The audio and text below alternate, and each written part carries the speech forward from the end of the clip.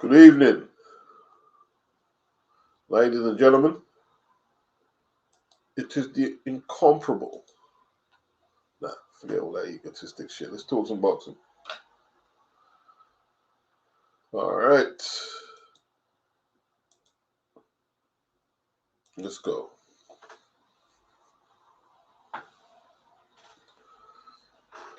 Let's talk some boxing. Gonna depend no long thing. Said.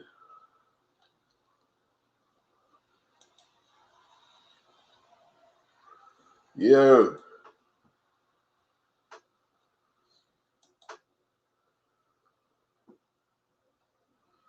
Links.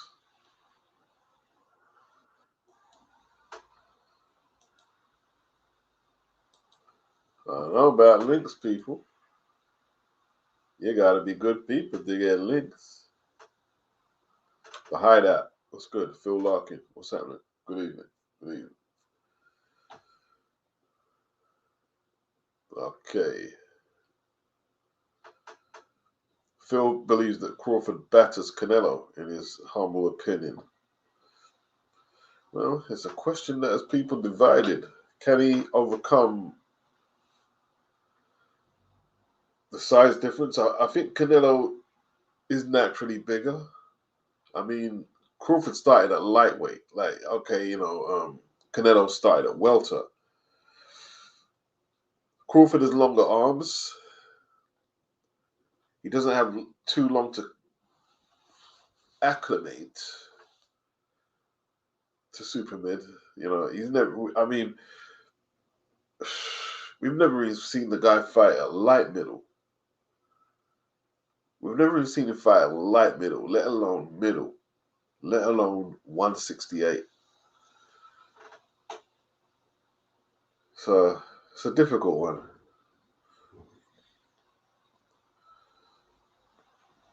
Stephen Robinson, that KO last night was a peach. Who are we talking about? Carrington? The young man, Carrington. What up? One lump sum. What's up?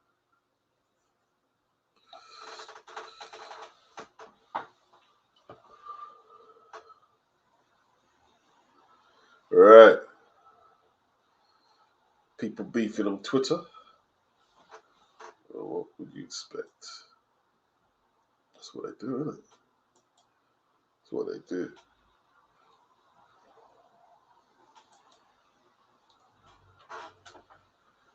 Shoo shoo. Shoo shoo. Yeah. Run him over like a choo choo. Like a choo choo train. It's all good. You know what you have to do, man. Starch the dude.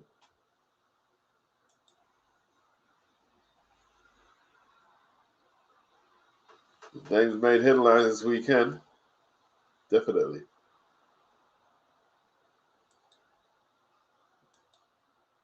Okay.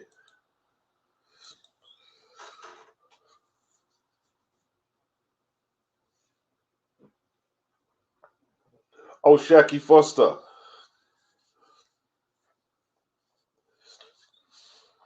How good is he? He's targeting the Navarrete fight, an in-house fight. In all truth, I think Joe Cordina beats him, but I don't think Joe Cordina or Eddie wants to take the chance. I don't think they're confident I don't know why.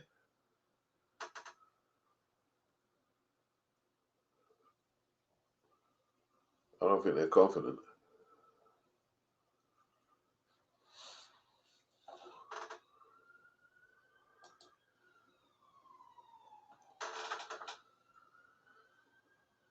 What's up, Base? Sports Fan 1. Mar the Machine. Foundational. Buck Broken. What's up?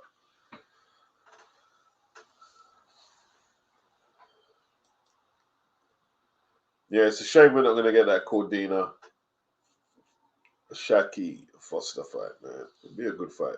It would be a good fight. I'd like to see it. But, you know, some fighters are not confident. Um,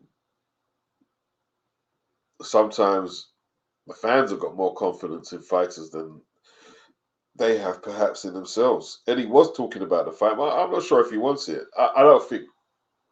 I think Shaki's good. Oh, Shaki's good, but um, I think Joe beats him. I think Joe hits too hard for him. I don't think Shaki throws enough punches to bother Joe. Um, Give him a tough fight though. So a fight I'd like Cordina to take. No disrespect, but there is a contingent of American boxing fans who overhype their fighters. Like when I put it to Twitter that I mean, all right, the way I worded it maybe put their noses out of joint. But basically, I was saying that Cordina beats Shaki Foster, and the way they replied, like with such confidence, it was almost like Shaki is Salvador Sanchez or Chavez Senior at that weight class, and he's not. He's not that guy. But he's a good fighter, but he's not that guy. I mean, Roger Mayweather, in my opinion, if we're talking about American super feathers and Rocky Lockridge, then iron that guy out. Then iron him out. He doesn't do anything that spectacular to me, but he's good. He's got a good gas tank. But I don't see anything that Joe Cordina should be worried about. But you know, there's so few belts at Matchroom on the domestic scene, world title belts. It's like Eddie, you know, just playing it a bit safe. FBA says big up beats. Canelo turns scaredy cat again. Yeah, I agree. Well, before I go there, let's wait for the official announcement and see who he chooses to fight from who he doesn't, and then we can either say, okay, we like that opponent, or we put them nails in the coffin. Which one do you want, Canelo? Steven Robinson, who will have looked better beating Ryan Devin or Tank? Well, that's an interesting one. That's an interesting one.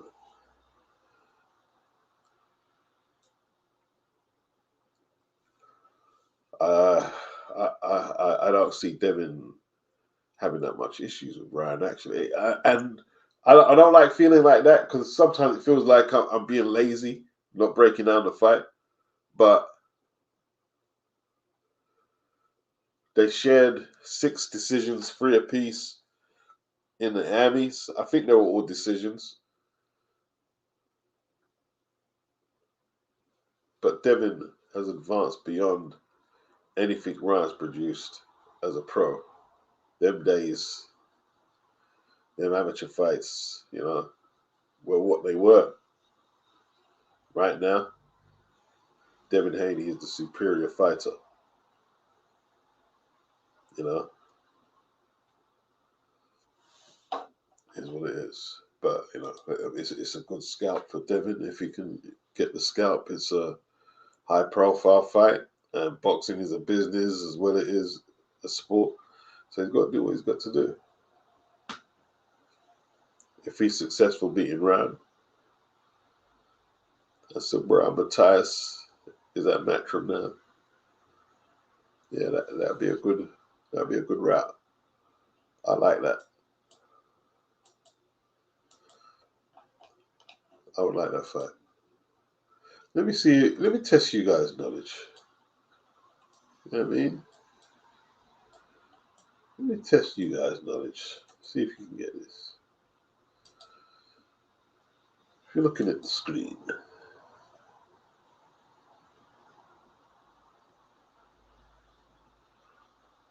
If you're looking at the screen there, let's test it. Bruce, you're not allowed to answer this. I'm going to disqualify you. You're going to get it straight away. But fuck it. Yeah, you can answer this one. All right, if you're looking at the screen, Bruce, who are these two fighters?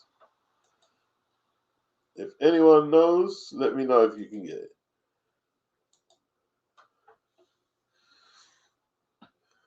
Yeah, you could answer it, Bruce. It's too easy for you though. But yeah, you see, Bruce. I mean, that was ridiculously easy for Bruce. Bruce, leave it for the kid. This one for us. Leave it for the kids, man. You know what I mean? Did anyone know that? Who these two fighters were?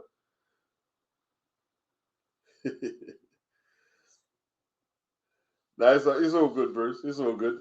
Yeah, like it's no point having that knowledge if you can't show it off. That's what it's all about. So if that was a competition, you would have steamrolled it. You remember that fight, Bruce? I know Bruce remembers you. You want to talk about that fight? Let's go. If you want to talk about it, I'd love to talk about it. Mike Hercules Weaver. Mike Hercules Weaver from California. Yeah.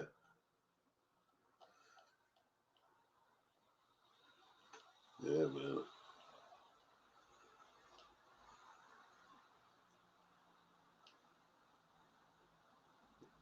Good days, man. Good days.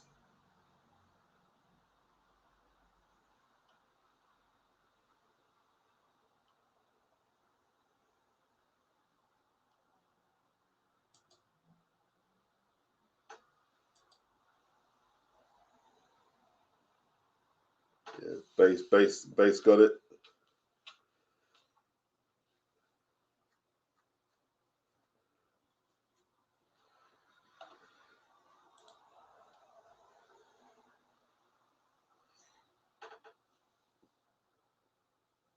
Oh, was that on the undercard of Mike Tyson and Ferguson?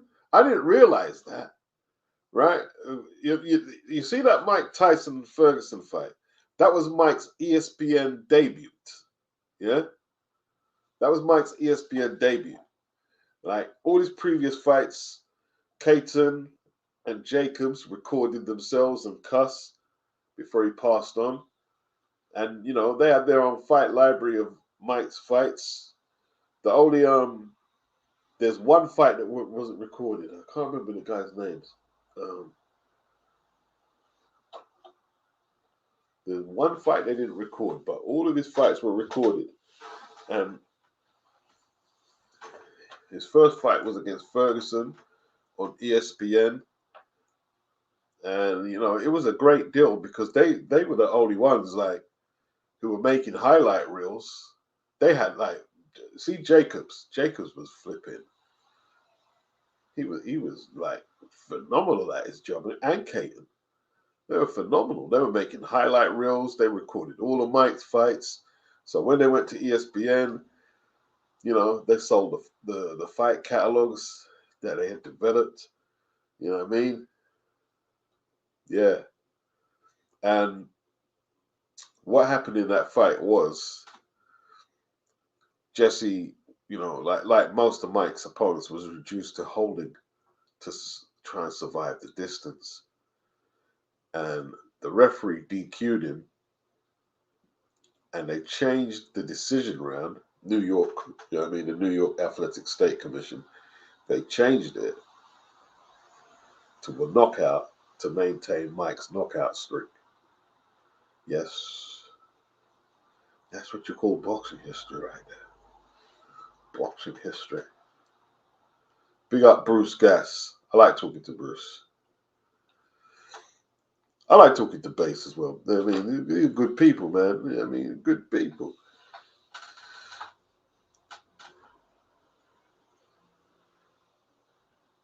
Yeah, that's right, Bruce. He said he wanted to push Jesse's nose through his brain. Yeah. Yeah. Yeah. Mike, see all that shit there? Mike started all that. Up until then, nobody like see Ollie, I'm the greatest, you this, you're not pretty enough to be the champ. Ollie was doing all that shit. Mike started the psychotic shit. Mike started the psychotic shit. Let's see if we can. Mike said he went to push his nose through his brain just to see what it looks like.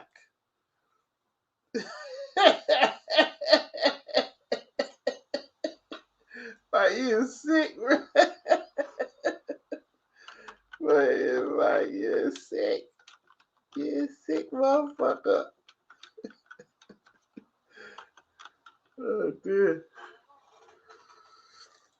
Mike said, yeah. You crazy, Mike, dog. Mike, you crazy.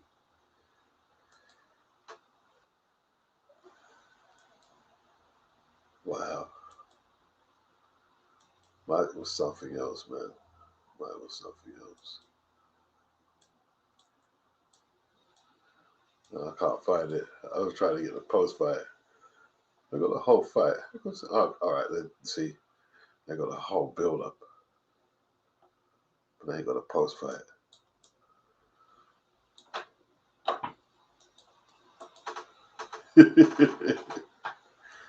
Let's see if I can find a post fight interview. I'd love to find that.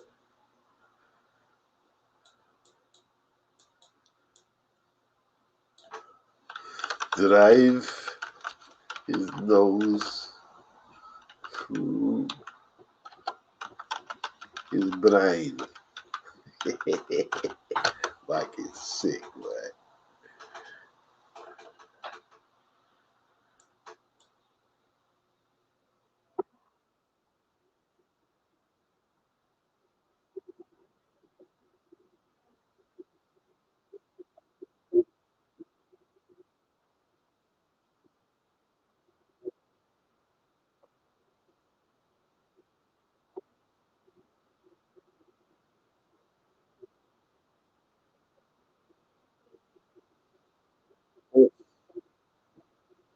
See, Mike's combination, people, was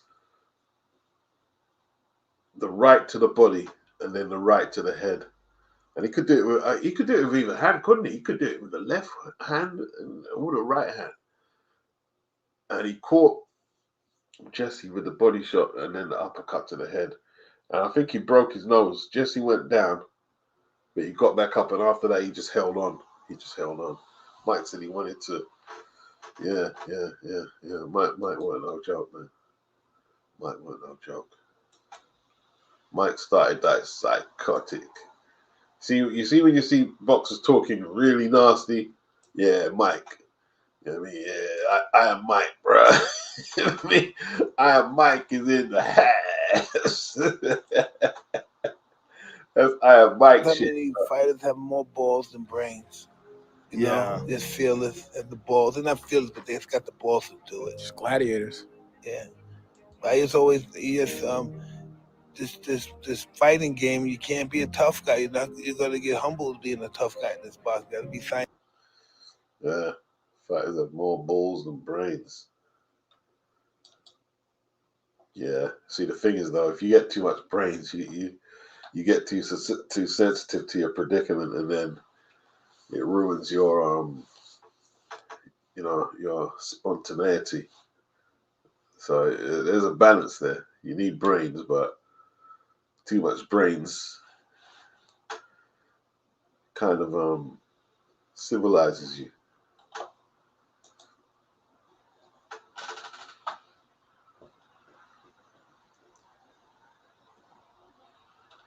Big up. Wide World of Sports debut. What was the Wide World of Sports debut, Bruce? I'm not too sure.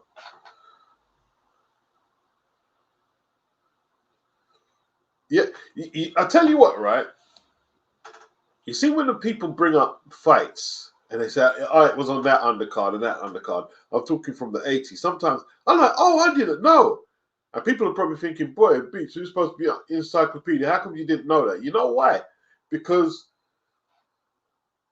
when we used to watch boxing on television, we didn't get the whole cards.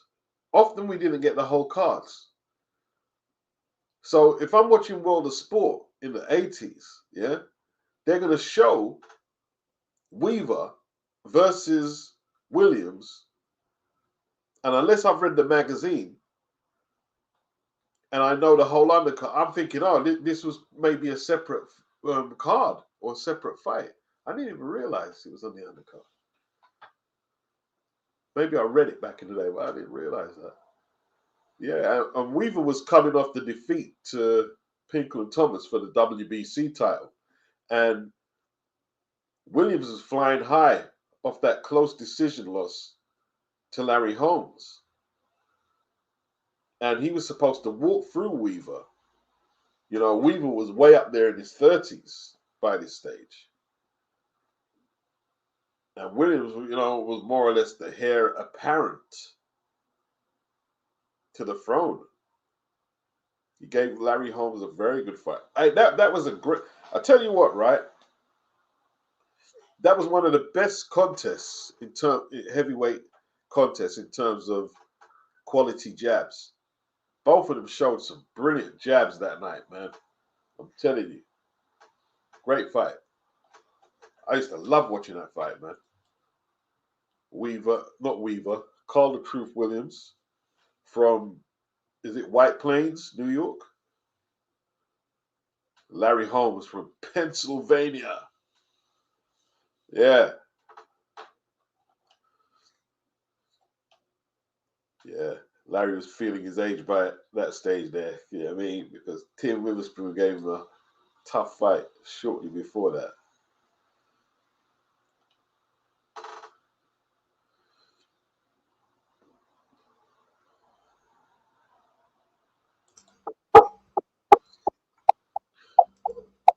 How we doing, Bruce? What's up, my brother Beats? How we doing tonight, man? I love talking 80s heavyweights. Yeah, well, you know, it's a great topic, man. It's a great topic. That Mike Tyson and Jesse Ferguson fight, that was his debut on national TV on Wide World of Sports. He had been on ESPN. The first time I saw him was when he fought Donnie Long. Remember him? Okay. I always. Oh, you know, I think he signed a deal with ESPN when he fought Ferguson. Possibly, but see, ESPN, ABC, HBO, they're all kind of a part of a big corporation. So Tyson had the ability to move around, but that fight, that was his debut on network television in the United States. It was ABC's Wide World of Sports. And the first fight they showed the Carl the Truth Williams and Mike Weaver, and that was an awesome upset. Everybody thought Carl the Truth was going to have an easy time with Mike Weaver. Mike Weaver was washed up; he had been beaten. I don't know if it was after the It was just before Pinkley. He just lost to Pinkle and Thomas. Okay, yeah, all right. It was after the Pinkland Thomas fight, and oh man, what a knockout! I think what was it, the second round knockout? Second round knockout, left hook. Yep. Oh, Weaver had a left hook too, man. People were talking about left hooks of the day, and I mentioned Mike Weaver because I mean, remember that left hook he knocked out John Tate with? Last round, like Tate was cleaning him out. That left hook, it just short circuited John Tate. Short circuited him. Yeah, he had a beautiful left hook, didn't he? Yeah, he was something else, man. What other heavyweights did you admire for their left hooks? Obviously, Mike had a great left hook. Well, the number one, the number one legendary Philadelphia left hook fighter, Smoking Joe Frazier. Smoking Joe. Yeah, they say Joe's style was the result of a quite a bad arm injury, isn't it? Or they said I think he used to be more of a boxer. Yeah, I heard that too. I heard that too. He was forced to use his left hand a lot more because of the injury, and he just developed that left hook. Yeah, Weaver was giving it to Larry Holmes, you know, before Larry turned it around. He was giving it to Larry. Mike Weaver came out of nowhere with that fight with Larry Holmes. Larry was just kind of pulling a Joe Louis Bum of the Month club, and that fight was on the card of Roberto Duran and Carlos Palomino, or vice versa. That was the main event to the Carlos Palomino's. That was Duran's first stop into the welterweight division. And that was a closed circuit fight. So very, very few people saw the fight. But man, Mike Weaver shone in that fight. If it was a 12-round fight, I don't know, it might have been different, but nobody expected that. And Weaver after that, man, I saw him fight. He fought Scott Ledoux. Remember Scott Ledoux, the white guy, the journeyman? Yeah, I remember Scott Ledoux. Yeah, with curly hair. Yep. Yeah. I like Scott Ledoux. Mike Weaver gave Scott Ledoux a boxing lesson. You know, he instead of being the slugger everybody thought he was going to be, and they figured Scott Ledoux's nothing but a slugger too. This was going to be a real quick one. Mike Weaver gave him a boxing lesson and really showed something. Bruce, remember Scott Ledoux pulled off what's his name's wig? Howard Cosell's wig when he got jerked in that decision. That was at the ABC United States Heavyweight Championships. Don King had had all these fighters coming in with padded records and falsified ratings. And Scott Ledoux had a guy named Johnny Boudreaux. That's right. And after the fight, Howard Cosell is interviewing Johnny Boudreaux, and Scott Ledoux jumps in there, tries to get at Boudreaux, knocks Howard Cosell's toupee off. It was so fucking funny, man. I mean, Dems is a good old days, bro. Yeah. Boxing, was great, man. Great boxing days. Yeah. Scott Ledoux. He came over to Britain to fight Bruno, but he was finished by that stage there. He was finished. Yeah. His best fight, I thought, was when he fought Ken Norton. Did you catch that? Remember that fight? I remember the fight. I've never watched the whole of it though. I've never seen no. But I do remember the fight. Yeah, that was either early '80s or late '79 or early 1980. How did he do with that? Did he come up short? Did he come up a little short?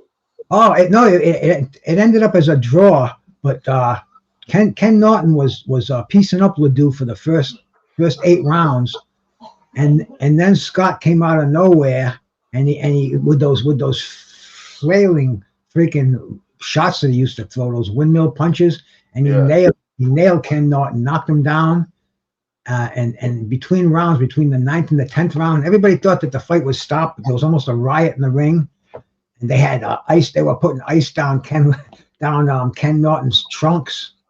I mean, it was wild, but they went on to continue fighting, and Ledoux beat him the last 2 rounds, but they scored a draw, and there was all kind of fights in the ring, and I mean it was definitely epic, definitely one to watch.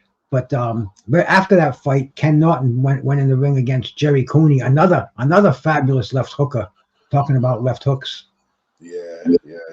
He really put it on Ken, didn't he? He put it on Ken. Oh. Like Kenny was sitting on that bottom rope, man, and he just got pummeled, man. That was probably Jerry Cooney's finest hour. Either that or the Ron Lau knockout. Yeah. Lyle, he was way over the hill. Norton was definitely over the hill too, but maybe a little more prestige in the heavyweight division at the time. But yeah, I mean, I spoke to Jerry Cooney on a program a couple of years ago about that night, and he told me After he knocked out Ken Norton, he lived on nothing but lines of coke and shots of Irish whiskey, and that was all the way up until he got beat by George Foreman in his last fight. Okay. I mean, Like, you know what fight I did enjoy? Like, Cooney versus Jimmy Young. Until Jimmy got cut pretty bad, like, it was a really good fight, man. That was a really good fight. I love Jimmy Young, man. I love Jimmy Young. The first time I saw him was when he, that I noticed him was when he fought Ali, and that was almost a case of the fight we just saw the other night with Ortiz and Lopez. Lopez. Yeah, Teofimo Lopez and Ortiz. It's almost like the challenger didn't do enough to take the title, and that's kind of what Jimmy Young did when he fought Ali. Yeah, like, I didn't like some of the tactics, like when he ducked his head through the ropes and stuff, like Exactly. he was crafty. Yeah, but well, people talk about it in hindsight, and people who really didn't live through it or see it, they say, "Oh, Jimmy Young should have won the title. He came within a fraction." But if you watch it, like you said, he ducked through the ropes a couple of times. Yeah. He did not look like the heavyweight champion of the world in that fight. Yeah.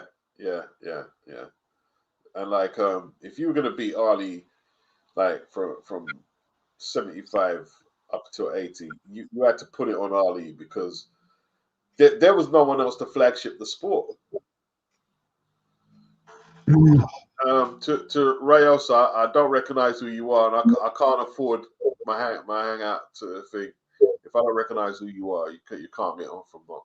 And I'm not doing that out of spite, but I had some people kind of disrespecting the platform, so I can't let you on.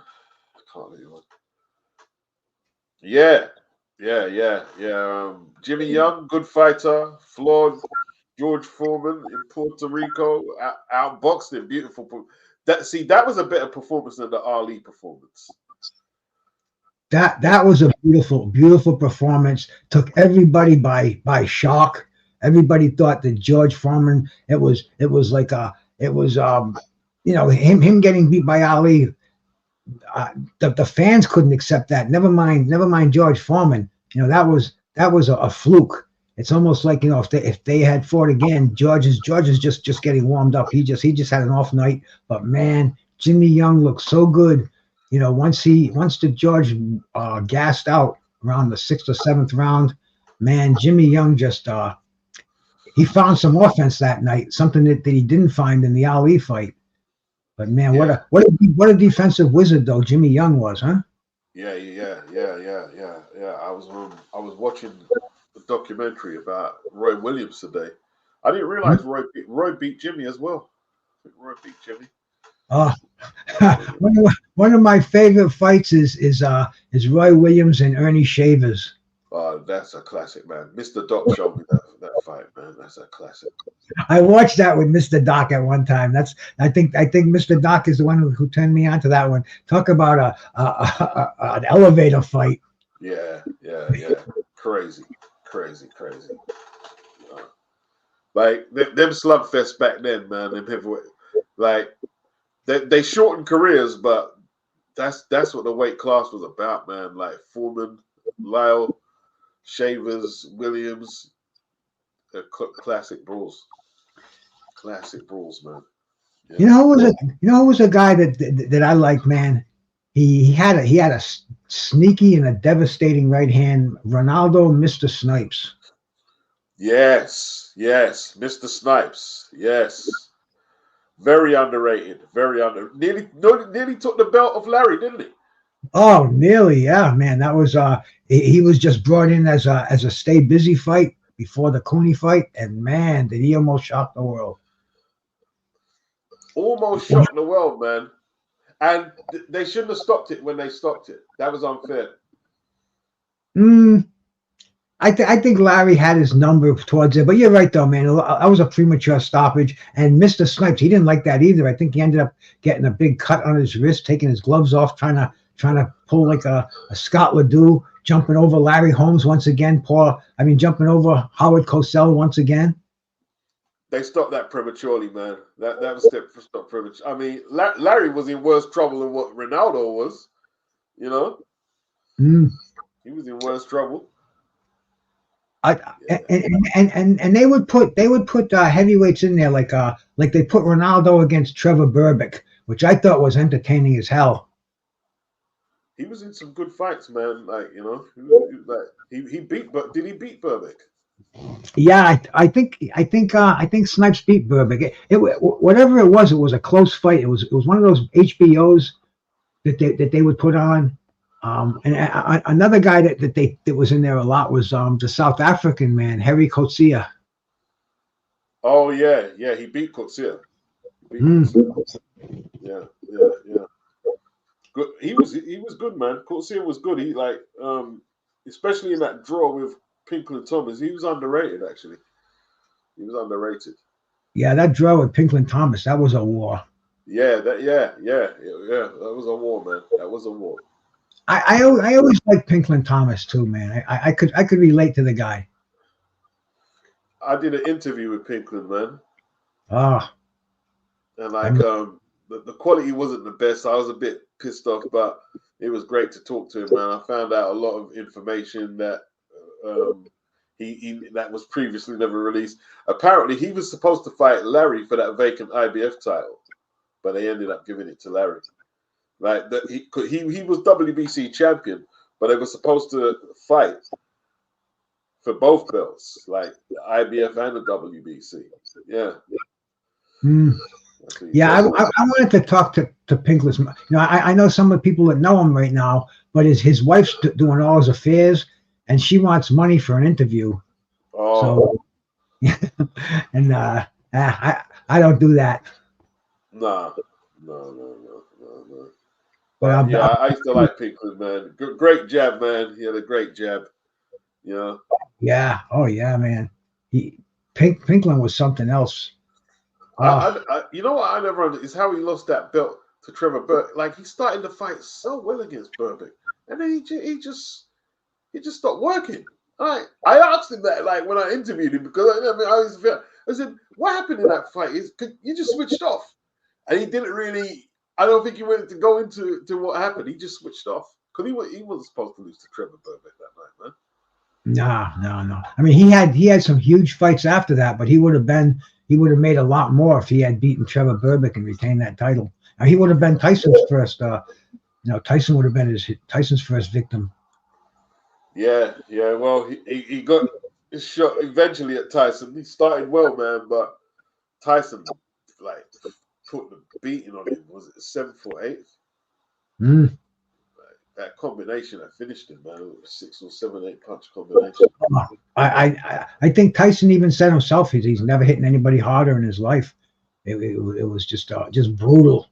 6 or 7. It was incredible. Brutal, man. It was brutal. That was brutal. And then after that, Pinklon just became a journeyman. Like Holyfield feasted on him. Tommy Morrison. You know, he did give someone a tough fight. Did he give Bo a tough fight? I can't remember who gave a tough fight. Maybe it was Bo. Possibly, but like you said, he was definitely a journeyman. And I remember at the time hearing that he was back into the dope again, and he relapsed. And, I mean, that's what happened in the 80s in boxing with all that dope and cocaine, Bruce. Because like you're from America, what was up with that? Why were so many boxers doing coke? Well, first of all, they didn't know the dangers of it like we do now. It was new and it was exciting and it was like it was the rich man's marijuana basically. It was just hip to do. Women loved guys who did it, and like I said, man, we didn't know the repercussions of it. You know, I grew up through that era. I did coke to the year 1978. I don't think there was a day that I didn't do it, and a lot of it. Because I wasn't only doing it, but I was selling it too. So I was in the middle of it, and I didn't think there was anything wrong with it. But then I started seeing couples having real bad fights over it, and divorces and splitting up, and people who are selling it getting fucking legs broken, and I mean people getting so far in debt where they have to leave the state. You know, it was a real fucking nasty. It turned out to be a real nasty drug. So now people see it and they know the dangers of it. But there's still minds that will do it. I mean, like we see Tyson Fury has had the. It was 20, 30 years after the fact for me, and they're still doing it. But we have more education now, and the smart athletes. I mean, we lost guys like Michael Dokes, Yeah, Pinkley, Greg Page. Aaron So Pryor. many, so many of these guys. Tony Tucker, yeah, man. I mean, they all got lured in by that cocaine. Yeah. Yeah. Man, that's just what that was the flavor back then. I guess that's just what it was. You know, you was at the party, like you said. There was a lot of prestige in the taking of coke. You know, like yeah, it kind of like if you bought an expensive outfit, like kind of the cocaine went with it. If you was in the right club in the right circles, everyone's taking coke. Oh yeah, bro. Guys would be walking around with gold chains with spoons on their chains as pendants. That was deep. Oh yeah, man. You know, snorting with $100 bills was the norm. So it was a crazy time, and we saw all the fighters who dabbled in it heavily. They went by the wayside. Rocky Lockridge. Rocky I mean, Lockridge. so many of them.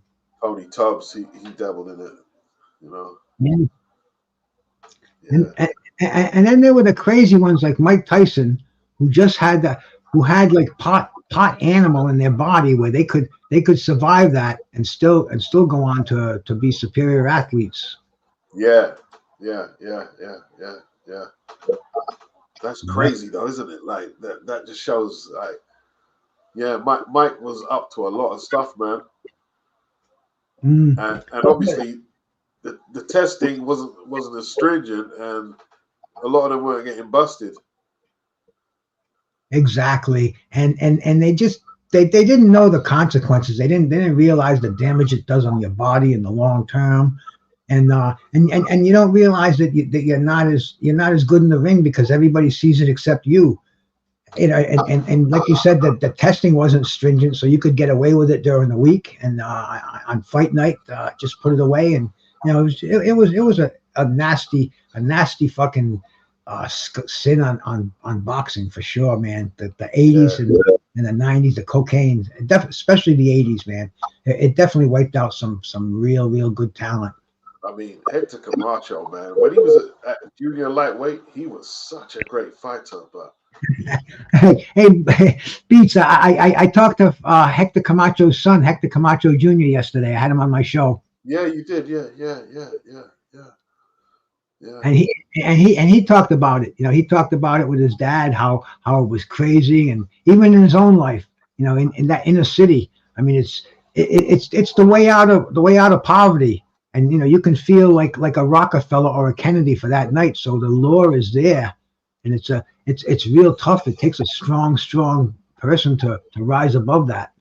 Yeah, 100%. Yeah, I mean, Hector Jr. is telling me his dad went through $40 million. Oh wow. You know, we talk about how fighters end up broke and how crazy they are and how mismanaged funds are. And I mean, yeah, he said $40 million was a figure he gave me and gone before he died. Wow. Well, just on partying and drugs. Yeah, who knows, man? You know, you think, how can you possibly spend that much money? But that's your documented income, and that's and you know, wherever it went. Man, I remember watching like early back when I was really getting into boxing when he beat Solis. Is it Solis? He beat Solis at junior light and Bazooka Limon. It was Bazooka Limon and Solis and them at junior lightweight, and he was one of the best boxers I saw up to that period.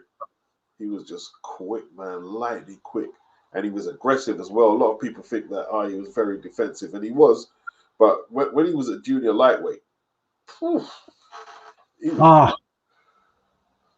when he fought Bazooka Limon, I thought Bazooka was going to fucking hand it to him. I thought he was going to show him what Macho was all about, and that was in 1983, August of 1983. I was on my honeymoon, my first marriage, and Yeah. I was at a resort town, and there were no motels or hotels. It was cottages that people would rent out rooms in. So I made sure that I had a room with a TV in it because I wanted to watch Macho Camacho and Rafael Bazooka Lamone for the WBC junior lightweight title. It was on a Sunday afternoon on CBS Sports Spectacular, and man, did I became a believer of Macho Camacho after that. He had everything. He had the speed, the power, fucking the feet. Just a amazing talent. Yeah. 100%. 100%. Like he was definitely one of the best I saw up to that point. Mm. You know, I used to like watching him and Tommy Hearns. I mean, yeah, just putting them tapes back in. Oh, Tommy Hearns is another one, man. That's another guy that I had the privilege to watch him pretty much from his professional debut, up until his retirement, man. And man, Tommy Hearns, talk about a guy with heart. Talk about somebody who put it all on the line, and it was kill or be killed. That's what it was about with Tommy, man. I mean, like, Tommy was the best finisher. Like I think I've seen anyway. The best finisher. Oh, that overhand right of his, man. That was something special. Yeah. Because like up until that point, I used to think, oh man, Sugar Ray Leonard's faster. When I saw Tommy, I was like, damn, Tommy, like lightning fast, man. Right cross, man. Lightning fast, man. You know what I mean? I used to like this, like the quick boxers, like hand speed and power, You know. And that was a great time too for 154, 147, 160. All those guys were fighting each other. I ran the Blade Barkley. What a fucking tough monster he was. Remember that fight he had with Marvin's brother, Robbie Sims. Robbie Sims, yep. That fight was like crazy, man. That was a crazy fight, man. And I tell you what, Robbie was in some good fights as well. Robbie versus Duran, when he beat Duran, that was a really tough. I think that fight took a lot out of Duran. Yeah, no, Robbie was a really good fighter. I don't know what happened to Robbie. I don't know if it was the drugs. I don't know what derailed his career, but he was definitely he had a lot more potential, I think. Yeah, because by the time he fought Nigel Benn, I heard after that he was on the stuff, and he fought Nigel for just to get some money, and yeah, sad, pretty sad. Hey Beach, you don't mind if I drop an invitation for Mr. Doc to jump on here, do you? No, of course, yeah. Because I mean, Mr. Doc out on the town on a Saturday night, that's like fucking Festus on Gunsmith putting on his duds and going to the fucking Silver Corral, bro. Yeah, man. Big up Mr. Doc. Comment has been failed because I couldn't drop it in there. Let me see if I can drop it in. That's all right. I'll drop a link for him, man. If you can get through here, Doc, not a problem. Oh, that's yeah. Oh, I see. I can only you can do it. I can't do it. Mr. Doc, come on up here, bro. We're talking about heavyweights of the '80s, man. And I'm laughing like a motherfucker here. I just ate a 100 milligram edible. It's kicking in nicely, and this is where I want to be right now, bro. And Mr. Doc, you'll probably be the best cat to come up here and chop it up with us. Big up Conshornery, big up Jam Down. You need to be wrenched to drop links in the chat. Yeah. Big up Anthony Mackin. What's There up, he Mr. is. Doc? Yo. What's up, my brothers? Yeah. We're talking about some real heavyweights here, huh? Not this. Yeah. We're talking about classic eras, man. Classic eras. Not this wait and see for how many years, I mean?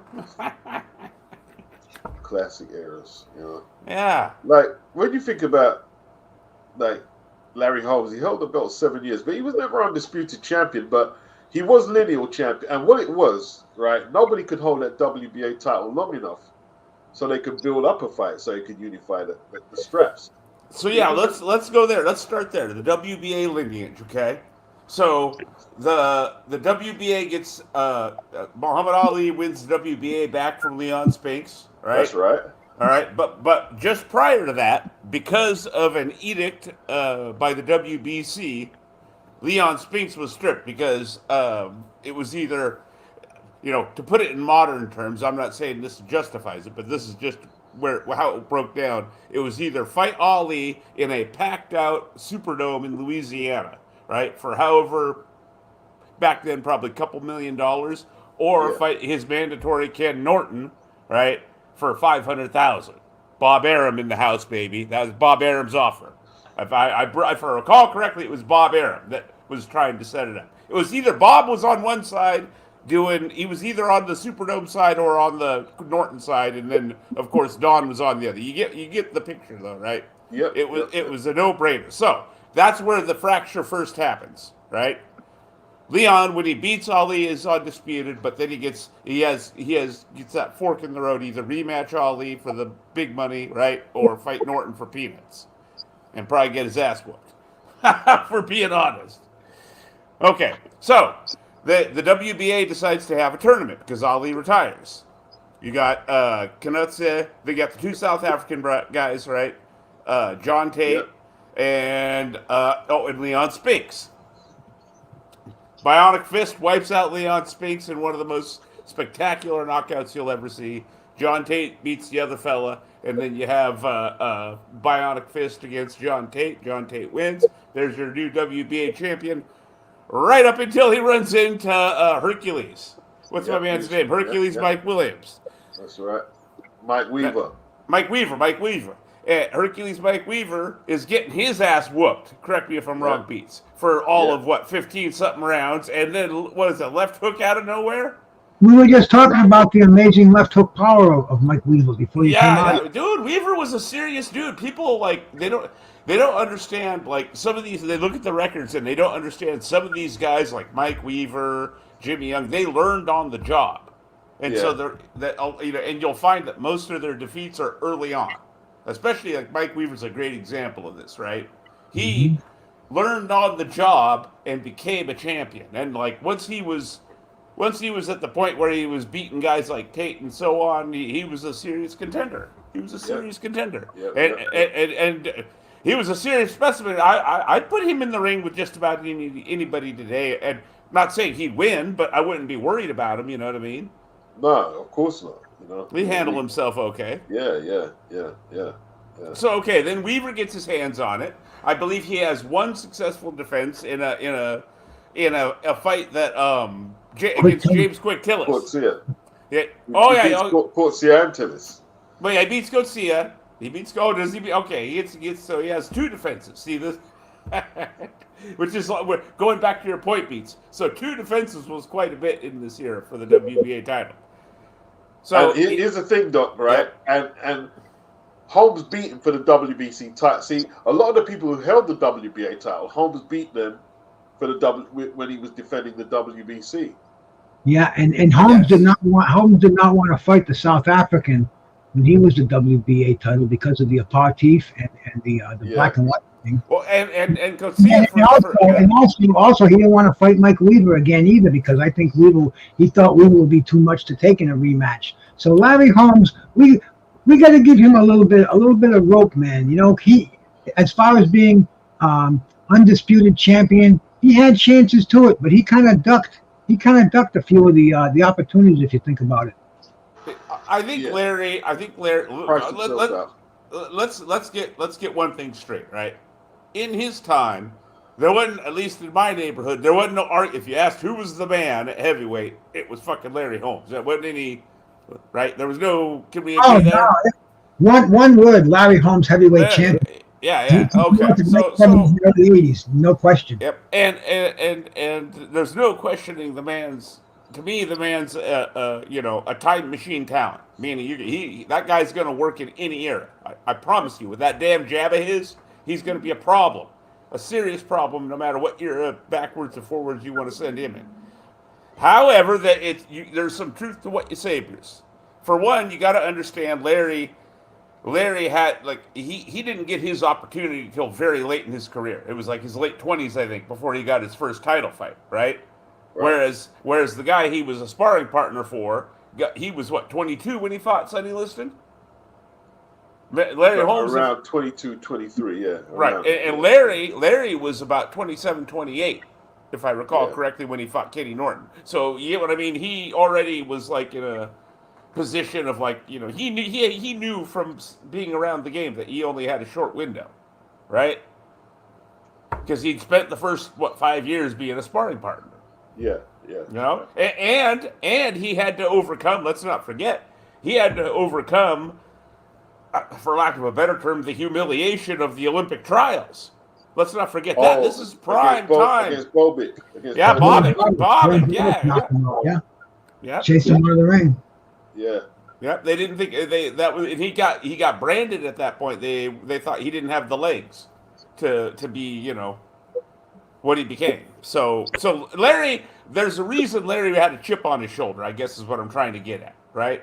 And he conducted himself that way a lot of times. He was very, very hard bitten when it came to negotiations, and if he felt like he was, you know, being pushed, he had no problem dropping the WBC belt and taking the IBF belt. So no, but is that what a true heavyweight champion would do? I'm trying. I'm going the long way around the mountain. Bear with me, Bruce. All right. Fundamentally, if you want a straight answer, no. All right, but I'm trying to explain why. There's you know what I mean. It's important to know why Larry did what he did. Yeah, what he was not a coward. Trust me, Larry Holmes was not a fucking coward. I don't think he was afraid of Greg Page, right, or a rematch with Tim Witherspoon or any of that. I think he just. Well, you're saying. I don't know about that. You know, after the Tim Witherspoon fight, who did he fight? Maybe the Tim rematch. He fought Scott Frank. I mean, that was that. If any fight called for an immediate rematch, that was definitely it. I'm not gonna lie, I was in that camp, but Beats, you were gonna say. But Larry fought Scott Frank. Mm-hmm. I mean, fucking Scott Frank. That was a freaking New Jersey potato right there. And Scott Frank, yeah, and Lucian Rodriguez. Yeah. You know, so I can't Lorenzo Zanon. Yeah. So this is why I don't rate Larry Holmes on the Mount Rushmore of heavyweights. Ooh, he did price himself out against Greg Page before he gave the belt up. He did price himself out. Well, he insisted. I think it was. He had a personal thing with Michael Dokes. He didn't want to fight Michael Dokes because he didn't like him. I believe Beats. You actually showed the receipts once of the offer that he was given for the Page fight. I want to say it was like $750,000. Yeah, it was considerable, maybe $4 million or something. I think he worked 5. Yeah. I can't remember. It was a Don King type offer where it was like, okay, that's not bad money, but it wasn't, you know, also it wasn't blowing, you know, the world away either. Yeah. And I think Larry. See, again, I think a big factor in how Larry conducted himself and thought about the game had to do with him spending so much time, you know, watching from the outside in as a sparring partner and seeing how the, you know, guys like Don King operated and how guys like even greats like Muhammad Ali would get used up, etc. And I think he was focused on that, right? And I'm not even saying that justifies it. I'm just saying this is my assessment psychologically of why Larry was the way he was. See, but like they say he didn't fight Coetzee because of apartheid, but they were going to fight years on, but somebody couldn't put the finances together. And that's the only reason he didn't fight. If they paid him enough, you know, like David Bates turned down the Coetzee fight, and like he would have. Okay. Yeah. You mentioned David Bay. Now see, Larry also had a knack for not endearing himself. I'm not saying this justifies anything, but he had a way of not endearing himself with the press. Remember what he said about David Bay? Because he called him the half breed. I'm reluctant to say that. I mean, like, holy crap, Larry. yeah. And he called Tyson an SOB. You end up dead on the street. What he said, yeah. Marciano, jockstrap with Marciano. Mm-hmm. You know, and remember he was going back and forth with Peter Marciano, his brother. Yeah, the family. Yeah. Like I said, he was a hard bitten. Again, whether you think He this was is bitter. just, He was bitter. yeah, He was a very little bitter. bitter. Yeah, he was a very bitter figure, and he had a very, I think, very pessimist. How to put it? You know, He wasn't likable.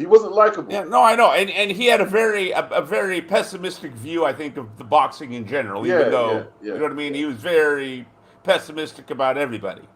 And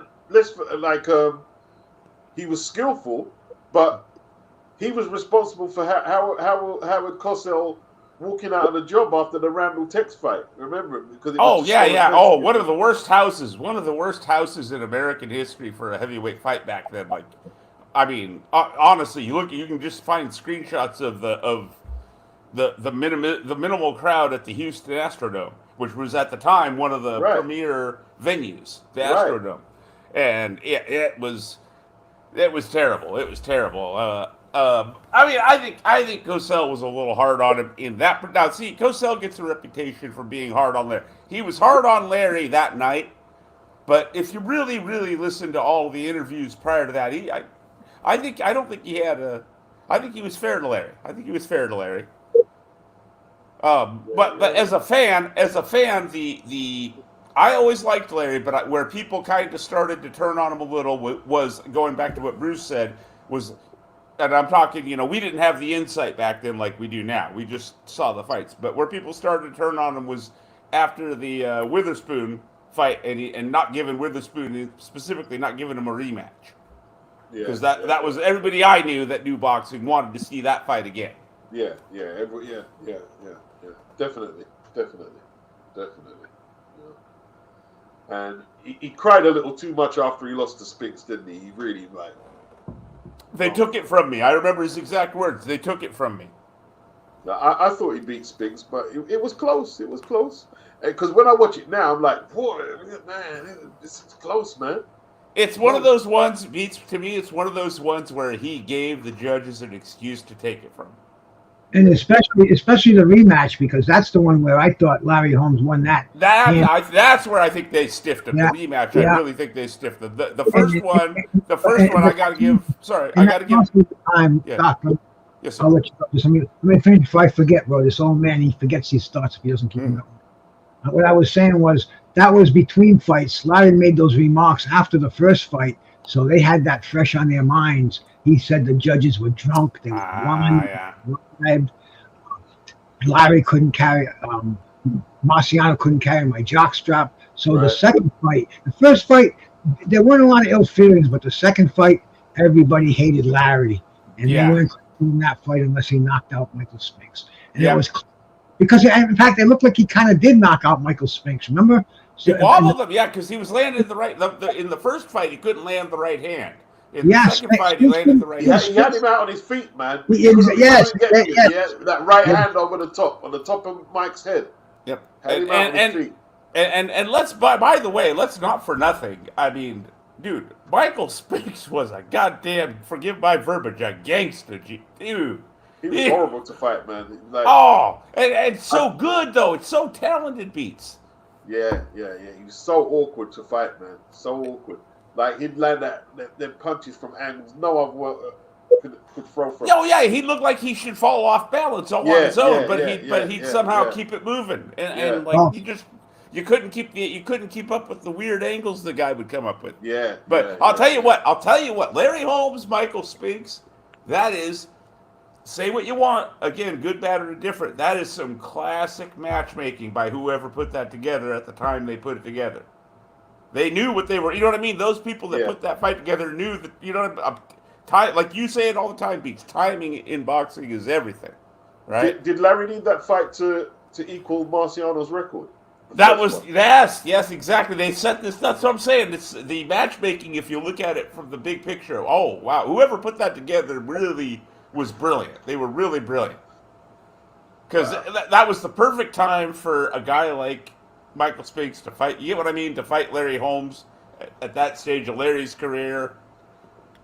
See, it the all thing just is, kind of falls together. like Floyd adopted that record, but do you guys remember that was never an all comers record? It was just a heavyweight record. Heavyweight. That's a Right? heavyweight Like thing. Yeah. everyone think, oh, I can go 49-0. That was a heavyweight record. Yeah, heavyweight. Yeah. Yeah, exactly. Heavyweight championship record. Yeah. And now maybe this was just particular to my neck of the woods. People we were more interested in defenses. Yeah. You know what I mean? Like hey, if it's a non-title fight and you lose, as long as it was a good fight, nobody was going to be angry if you showed up again. Like It's so more- after he won that belt, man, and the rematch, who did he fight? Anders Eklund, Jerry Cooney. Come on, man. Yeah, well, I'll tell you though, I was not expecting him to have such an easy day with Jerry Cooney. I didn't think Michael Smith was doing those bone-breaking left hooks. Wasn't he drugged out of his head though? Like in exactly. hindsight, he was on the spike. Yeah. He told me afterwards when I interviewed him, and he said after he knocked out Ken Norton, it was lines of coke and shots of Irish whiskey, Jameson's whiskey, until he sobered up after George Foreman knocked him out. Wow. And talk about a guy who lost all his money. Jerry Cooney invested in payphones before cell phones were delivered, just before cell phones became a thing. Payphones in New York City.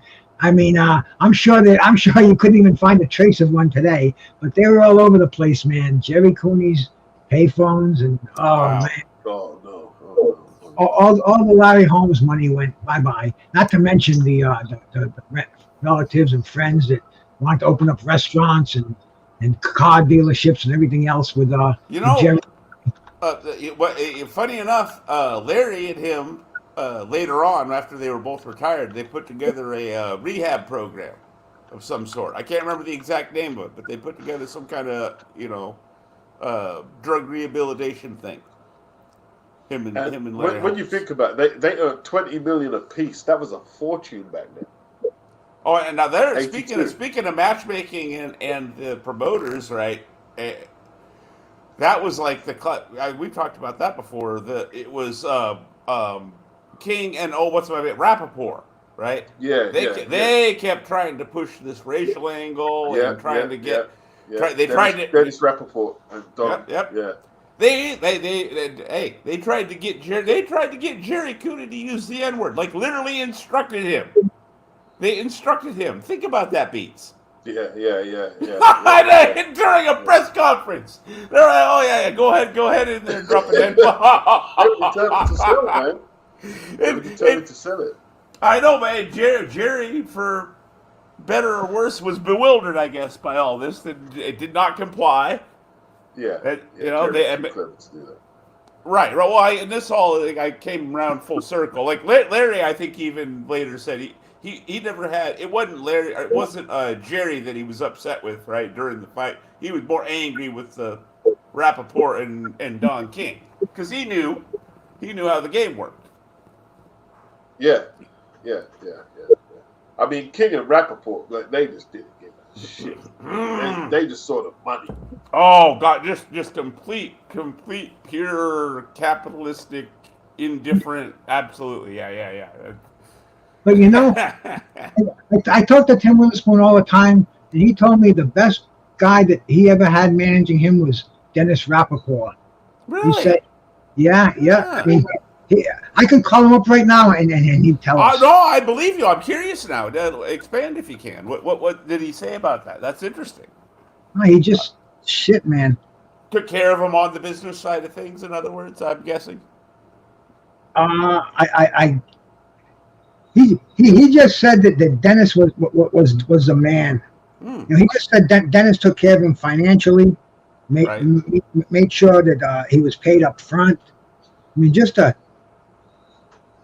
Man, I tell you what, the way Larry, Don dealt with Tim when he fought Bruno in London. I think his purse was around 800,000. He only saw two or whatever it was out of it. He only got 25% of a purse that to begin with should have been bigger, in my opinion, because that was a huge fight, fighting Bruno over there. He was at Wembley Stadium. It was at Wembley Stadium. Correct me if I'm wrong. Did or did not Bruno make way more money than the Yeah, he champion? made way more. He made way more. Let's give Tim a buzz and see what's up. Oh shit! Check out Bruce.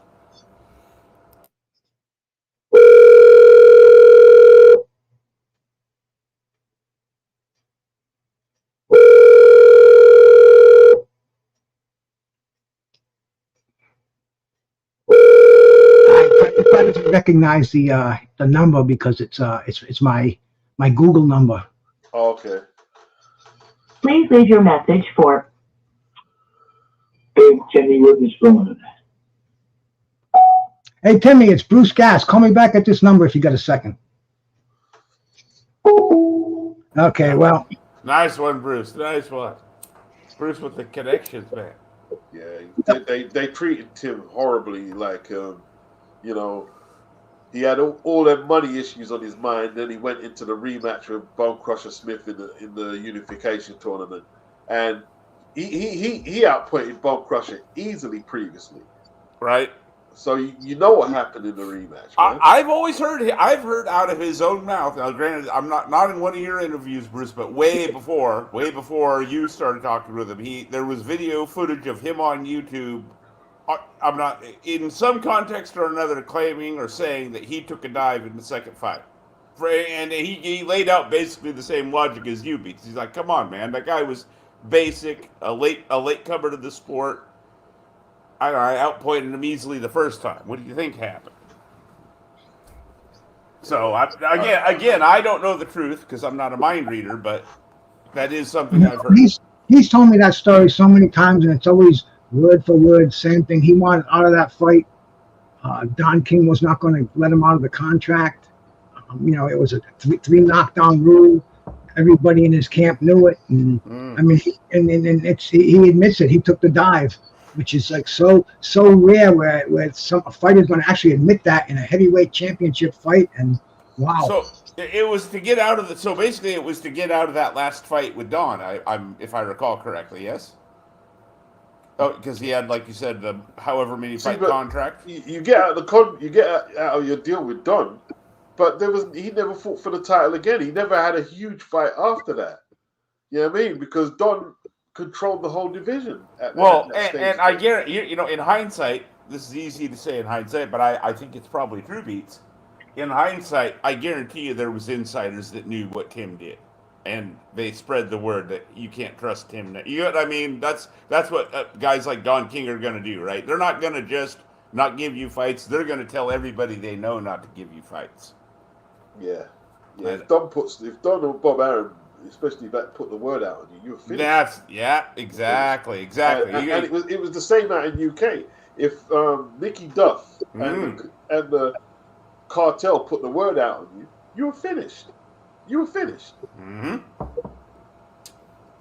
And prior to that, here in America, if the mob, same thing with the mob. If you didn't want to cooperate, ask. Oh God, what's my man's name? He was one of the guys that trained Duran. He got whacked in the head by the mob because he didn't want to cooperate. Yes, he did. Was it Arcel? Ray Arcel, yeah. Yep. Like he left boxing a long time after the issues he had with the mob. Right, and he was very upset over the whole Nomos thing because of his prior experiences with the mob and whatnot. You know what I mean? He didn't trust Roberto after that. Whether Roberto took a dive or not, right? After it hurt the relationship because of what Ray had gone through. You get me? Well, after the Nomaz fight, he was basically exiled from the sport, and it was Teddy Bremner from Top Rank who pleaded with Bob to give him another chance, and then he done the damage on who was the guy that Davey Hearns knocked out. No, before Davey, it was Cuevas and then Davey Moore. They was on Top Rank. They were Top Rank fights, you know. Oh yeah, Pepino. Hey, everybody forgets Pepino because of the highlight reel ways he got beaten up, right, by all-time greats. People forget that Pepino Cuevas was good. He was really good. Yeah, Duran gave him a beating that night, man. Yeah, and Tommy, look what Tommy made him Come look, on, left hook. like a marionette that got its strings cut, right? That's all Oh, anybody remembers about Pepino Cuevas, though. no. Cuevas, he must. Not Yeah, us. I'm talking about the average fan, though. But all they remember is the highlights of him getting knocked out by, oh, not me, man. I remember about 10 defenses of his title. He had a left hook that would rival freaking Joe Frazier's. I mean, he had a killer of a left hook. Got guys like a Montequila, Napoli's, Clyde Gray, From Canada. fucking Randy Shields, Randy Oh, Shields. there's one. Van Zanny, Yeah. all those guys. I think Randy Shields took him towards the Shit, system. Pete Ranzani's the same guy. Is that the same Pete Ranzani that Sugar Ray beat up for the? I think it was at the time the NABF. Yeah, NABF title. Yeah. NABF. Yep. But Pete Van Zanny was something back in the West Coast before he took those beatings. Yeah. He was Yeah, considered solid fighter. I think he was a good amateur, if memory serves. Pete Ranzani. I mean, yeah, he was. Pino Cuevas, when he got beat by Thomas Hearns, a lot of people thought that was not going to happen. A lot of people thought that Hearns was going to fall victim to that left hook.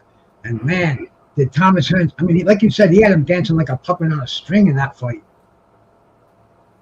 Yeah, Cobo Arena, June. It was shocking. It was, the one-sidedness of it was just shocking, and that was like, to me anyways, that was like the official.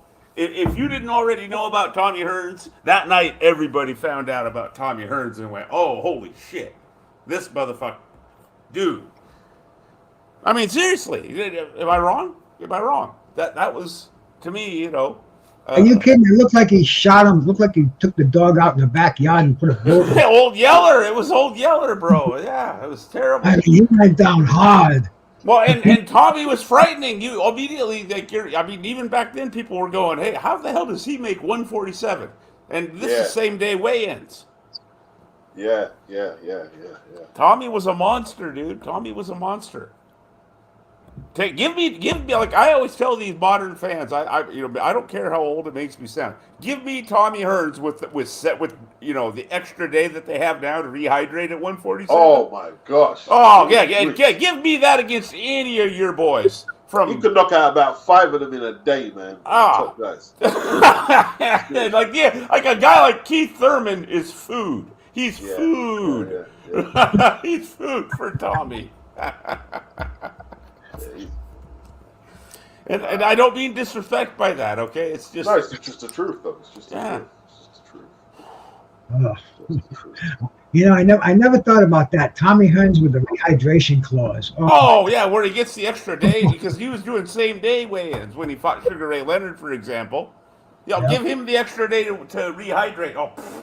Are you kidding me? My man's gonna rehydrate to what? What do you give record beats? 175. Oh my gosh. You're gonna be looking like Bob Foster out there. Yeah. For real. Yeah. We're gonna knock out everything. Everything. Yeah. That's a murder charge. It should be a murder charge. Put Tommy on a murder charge. The hitman. The Motor City Cobra Hitman. Damage. Wow. Yeah. Wow. Yeah, he was a monster, Anthony. He was a monster. Big up Anthony Mackin. Or like, remember, people forget names like Heath Schuler. Or not Heath Schuler, what was his name? James Schuler. Black Gold. Schuler. Black Gold. Yeah. Big time prospect. From Philly. Just fucking nuked the guy. Yeah, he nuked him.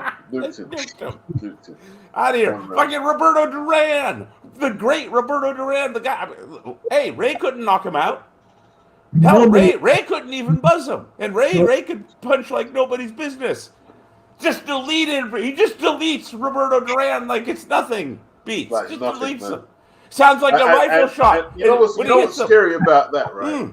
If you listen to Roberto Duran talk, he doesn't big up no fighters. He doesn't big up Hagler, but he bigs up Tommy. That's right, exactly. He went Marvin Hagler. He goes life and death. I mean, I know you love Marvin, but we're being real. He goes life and death, at least if you go by what the scorecards say, with Roberto Duran, right? Marvin Hagler. Tommy, again, as styles make fights, Tommy just, like you said, like it was nobody. Like Roberto was nobody. Yeah. And that's the thing. He could make great fighters look like they were nobody. Yeah. Like, you know, when he went up to light, heavy, and middle. I mean, when you look at his resume outside welter, like the bodies he beat, man, like Virgil Hill, Roldan, even Kitchen, super middle. Yeah. Just they've got bodies everywhere, man. Loads of bodies. It's amazing Iran Barkley had his number, though, isn't it? 2 fights. That goes back to what we were saying. That's like Con Chaudhry saying. That's triangle theories don't work. It's styles make fights. You know, that same Roberto Duran that gave Marvin Hagler hell gets deleted by Thomas Hearns, and Thomas Hearns in turn gets deleted by Marvin Hagler. The second fight finished them both off, though. The Barkley. It was so brutal. Brutal fight, man. Yeah, a wonderful fight to watch if you're a fan. A wonderful fight to watch, but you're right. They beat the career out of what was left of their careers out of each other. Yeah. That was that for both of them. That fight they fought on, but Nah, you know, it's funny. A lot of people. I think I recall. It was like a couple of years back. I got my hands on the. I want to say it was ITV call because it was Jim Watt. And what's my man's name? Reg Gutteridge, right? That was the IT? I think it was ITV, right? That's the announced team back there. Yeah, ITV.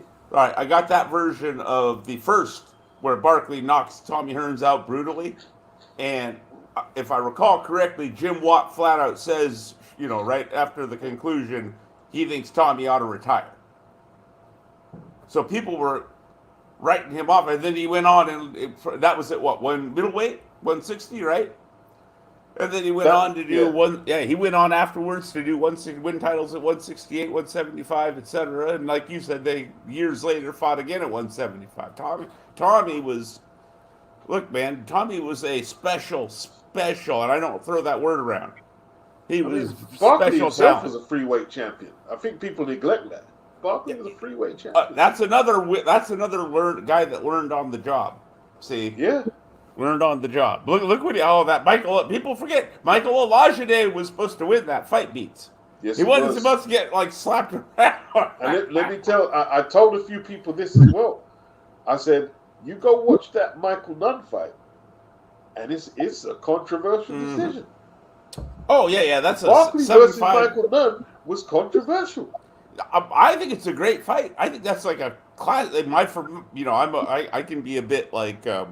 I can get into the nuances maybe, more than most people, but I find that fight to be fascinatingly entertaining. I mean, because Barkley forces Nunn to show you everything, right? That he had every trick he had in the bag athletically, and Nunn had a lot of tricks in the bag athletically, right? That was like Nunn's thing. Talk about. There's a good segue. A freak athlete. Michael Nunn was a freak athlete. Maybe not. Maybe didn't live up to the potential the way Tommy did, right? But a freak athlete nonetheless. Because like when Michael was on his game, you couldn't do anything with him. Beats. When Michael was on his A game, nobody could do anything with him. That was a dramatic ending to that fight. What fight was that, Bruce? Sambu Kalambe. Oh yeah. That's enough to see that put Nunn on the map with everybody. Because Sambu Kalambe was a really good fighter, and he beat Iran Barkley for wasn't it WBA version of the title? He beat Barkley. He beat McCallum. Doug DeWitt. Dude, Mike McCallum, but he straight up outpoints Mike McCallum. Nobody outpointed. Yeah. That's what I'm saying. Sambu Kalambe, and by the way, he was in the stands at the Rumble. It's amazing how all this shit ties together. But yeah. Sambu Kalambe was a really good middleweight, man. What they call him? They adopted him in Italy. They called him Patrizio. That's exactly right. There you go. Yeah. Yep. very good fighter. It's very smooth as anything, man. On that boxing. Yep. And like I said, Michael Nunn. There's another one. Michael Nunn just making him look like nobody because he, and that's the thing. Michael Nunn was one of them guys. First time I saw Michael Nunn was on ITV against Curtis Parker. He took him out with an uppercut. Curtis Parker. I mean, talk about an unheralded warrior too. That's another guy. Curtis Parker was a club fighter personified at its best, man. Little mini Joe Frazier when I first saw him. He's got a lot of buddies in the gym, man. Apparently, who did he beat up in the gym? Did he beat up Michael Smith? I can't remember. They say he beat up a few people in that gym, man. Jeez. The Philly gym wars, bro. I just noticed today, one of the channels I subscribe to, they put out a Roy Tiger Williams documentary beats. I saw it. You seen that, did you? Yeah, I saw that today, yeah. Yeah, I saw it. I was like, finally, man, some people are, the world's catching up. The world's catching up with what, us three already knew about Roy Tiger Williams. Like Larry Holmes said, nobody wanted to fight Roy Tiger Williams. And then there's that pause, and then he says, I didn't want to fight Roy Tiger Williams.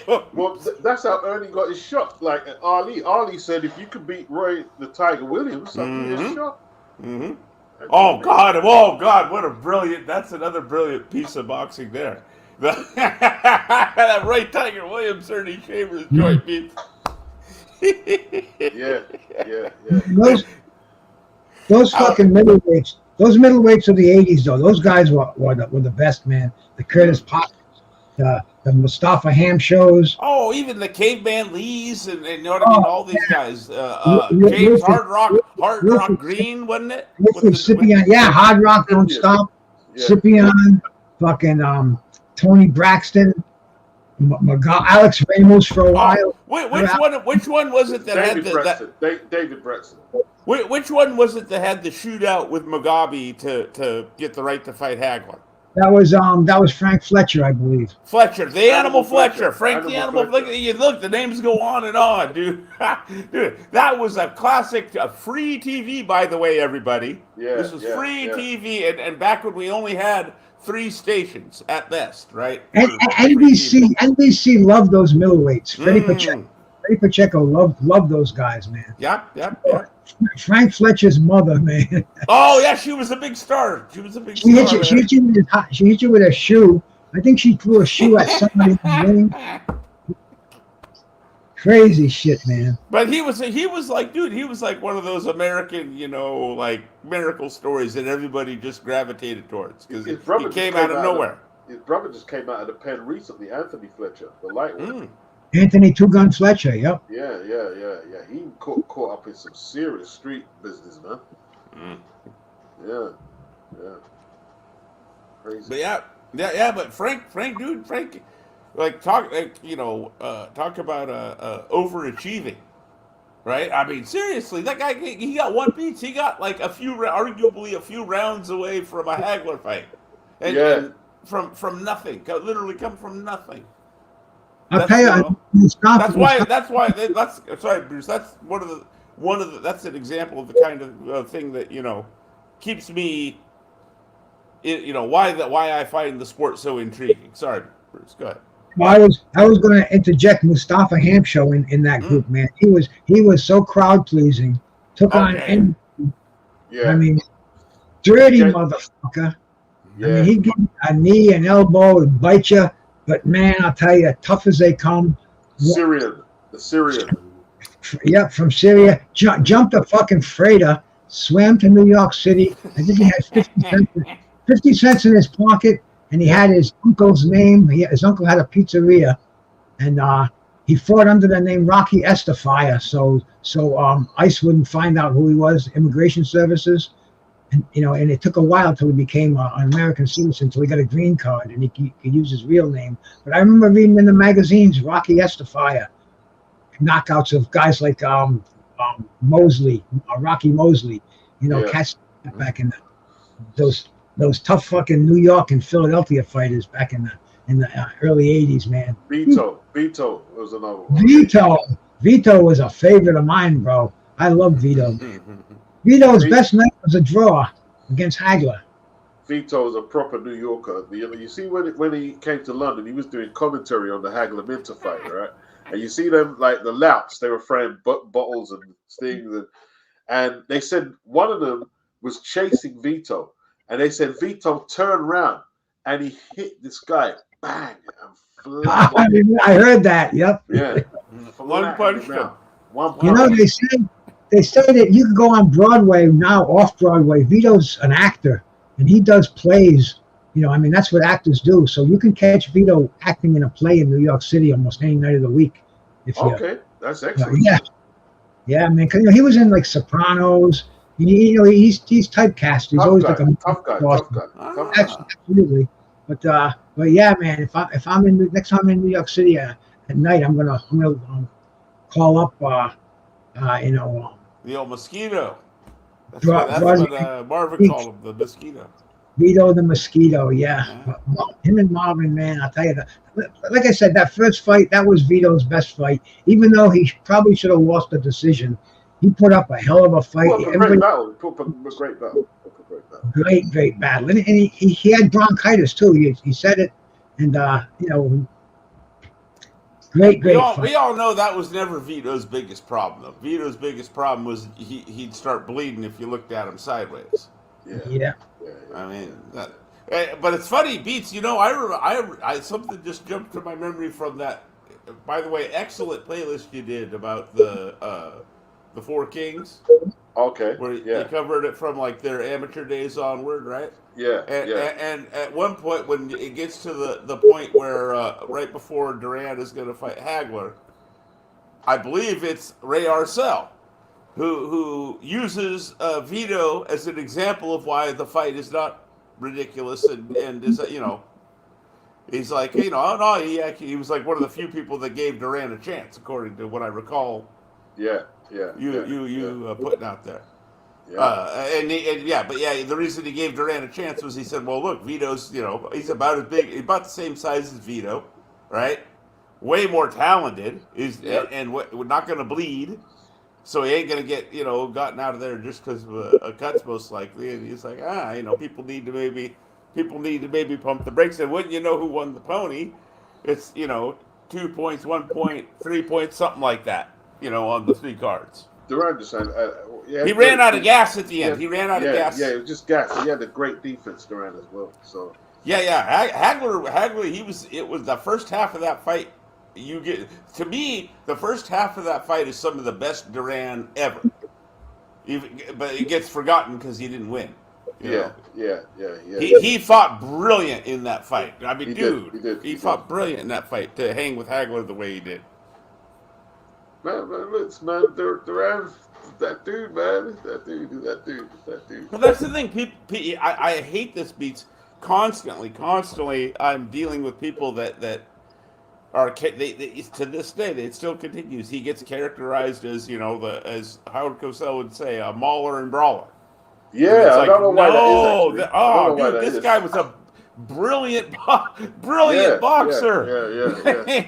Brilliant boxer. Brilliant boxer. I was on Twitter and they showed some of the defense he was doing against Barkley.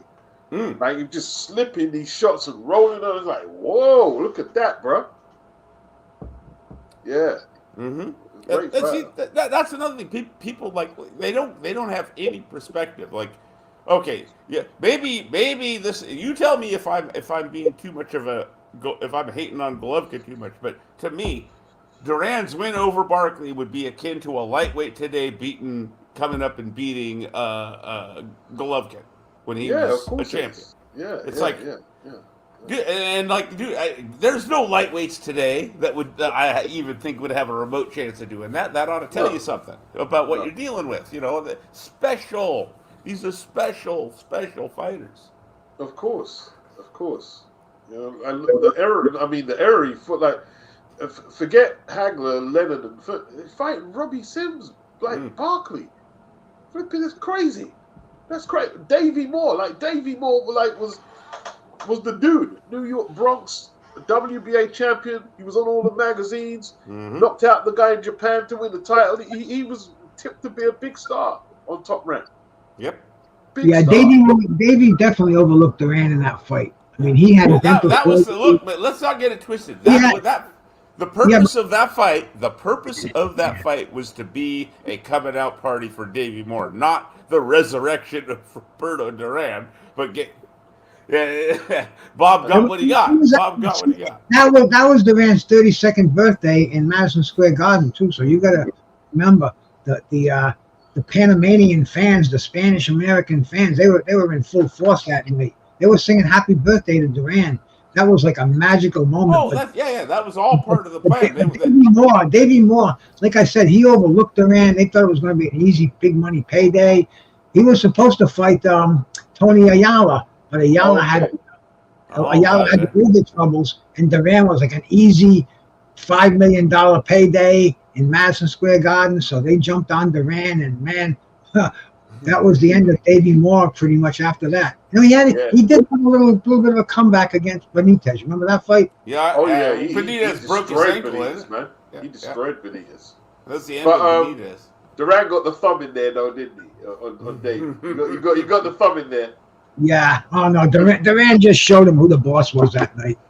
Dude, Duran had 100 fights, and poor Davey, I don't think had 20 pro fights. No, that was only his his 8th or 9th pro fight. It was not even 10. Not even 10 pro fights. Yeah, no. Let me go check it. I know that was nothing. Yeah, they put him on the fast track, man. Oh boy, too fat. Talk about it fast tracked him right into the brick wall. He died at 29. Ooh. His car ran back over him, didn't it? Oh Jesus. Yeah. Yeah. Oh, I didn't know that, man. Wow. His car came out of drive, and he tried to stop it, and it was crazy. Yeah. Wow, weird. Oh yeah. Barkley, that's a good point, Conchonry. Barkley was looking for revenge against Duran because him and Davey were that was buddies. his boy. That was his boy. Both Bronx boys, man. 12 fights when he fought him.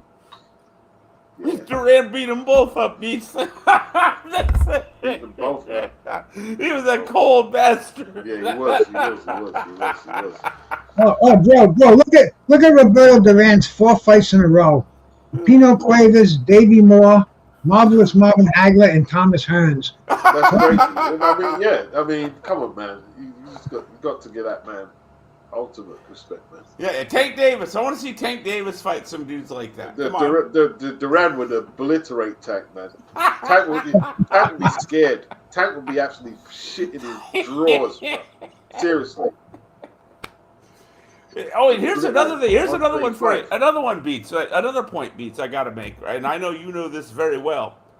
People also, another thing that upsets me about the whole, baller brawler thing. It's motherfucking Roberto Duran was an athlete. Have you ever seen him jump rope? Oh, yeah. What the fuck is this shit? Did you hear the quote that Duran made about Floyd Mayweather? Sorry, go ahead, Bruce. Yeah. The quote Duran made about Floyd Mayweather. He says, "I would break his ribs. I wouldn't even think about his head. I would just break his ribs." Yeah. See, that's his attitude. He's always got a game plan of what he's gonna do. You know what I'm saying? You see, a lot of people aim for Floyd's head. He wouldn't see what he said. I won't bother. Just gonna go for the ribs. Yep. Take the ribs out. And like the old school guys like Eddie Futch, they tell you, hit him on the arm, hit him on the shoulder, hit him, especially if you got a guy like Duran, right, with the heavy hands. Charlie Goldman. That's Charlie Goldman teachings. That's what he did with Rock.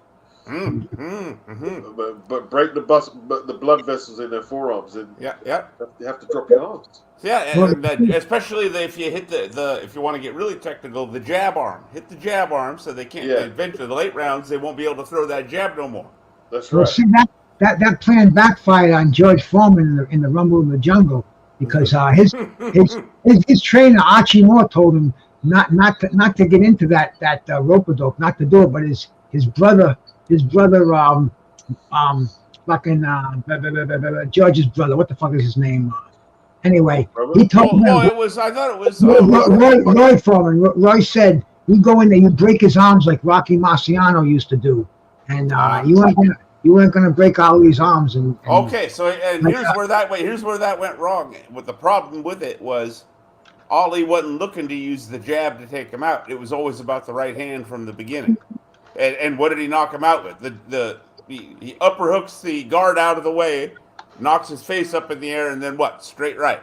but And if, and he had him on the ropes. It was the if straight George right. didn't fall for that rope a dope and punch himself out, it might have been a different Oh, story. for sure, for sure. I mean, that's It was the that, dude. He got look. It's the classic.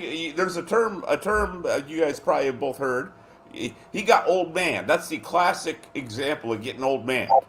He got old. George Foreman got old man in Zaire. That's like in the most textbook, like that's like the Mount Rushmore of getting old man. Is what is you know what I mean? He did because I mean, what was Ali was what 32? Yeah, he just And my man's 24, I think. punched himself out, man. Punched himself out. Left himself open. Didn't respect the right hands until it was too late, and yeah. Yeah. And he misjudged the count as well. Everything about it was he got old man beats. Like I'm saying, he got the experience. In other words, right? Is he just didn't have the experience, and it was just one of those perfect, nexus points. And Ali just had so much experience. Yeah. Fast forward 20 years, Doc. I hate to keep cutting you off, Doc, but I ain't got no time for. But fast forward 20 years, nothing like fucking Big George knocking out Michael Mora, who's been just nominated to be admitted to the Hall of Fame this year. Oh, I will never forget that. I'm sitting there, I'm standing because I'm kind of watching the fight on HBO because my friend's dad's watching it on HBO, right? And I'm just talking. Oh, we're sitting there smoking pot in the other room. Okay, so I'm kind of floating back and forth, right? Because I'm interested in both endeavors. I come out there and I to me I think I want to say it was at least one round before the round where the knockout happened, right? And I dropped into conversation, right, with my friend's dad first off, and then I just started. To me, you could see it. I could see it coming. He was hurting. He literally was hurting Michael Moore with the jab. He was hurting him to where he would lie, and then yeah, and then it was like, okay, the right hand. He's gonna try and get him with the right hand, and then yeah, he gets it with the right. I was watching it, and I was just feeling sorry for George. I saw George getting his face bashed up and smashed up. Yeah. The first, like, I want to say, if it was 9 rounds, the first 7 rounds of it are completely almost completely one-sided.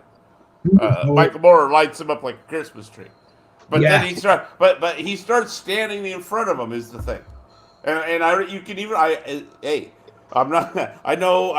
He's got some people that don't like him. That's fine. Teddy Atlas was even telling him, "You don't be lazy. You're standing. I know so many words. Don't stand in front of him. That's his one shot. Is if you stand in front of him." And Michael stood in front of him. It's simple as that. Sometimes beats. Simple as that. Yeah, man. Yeah.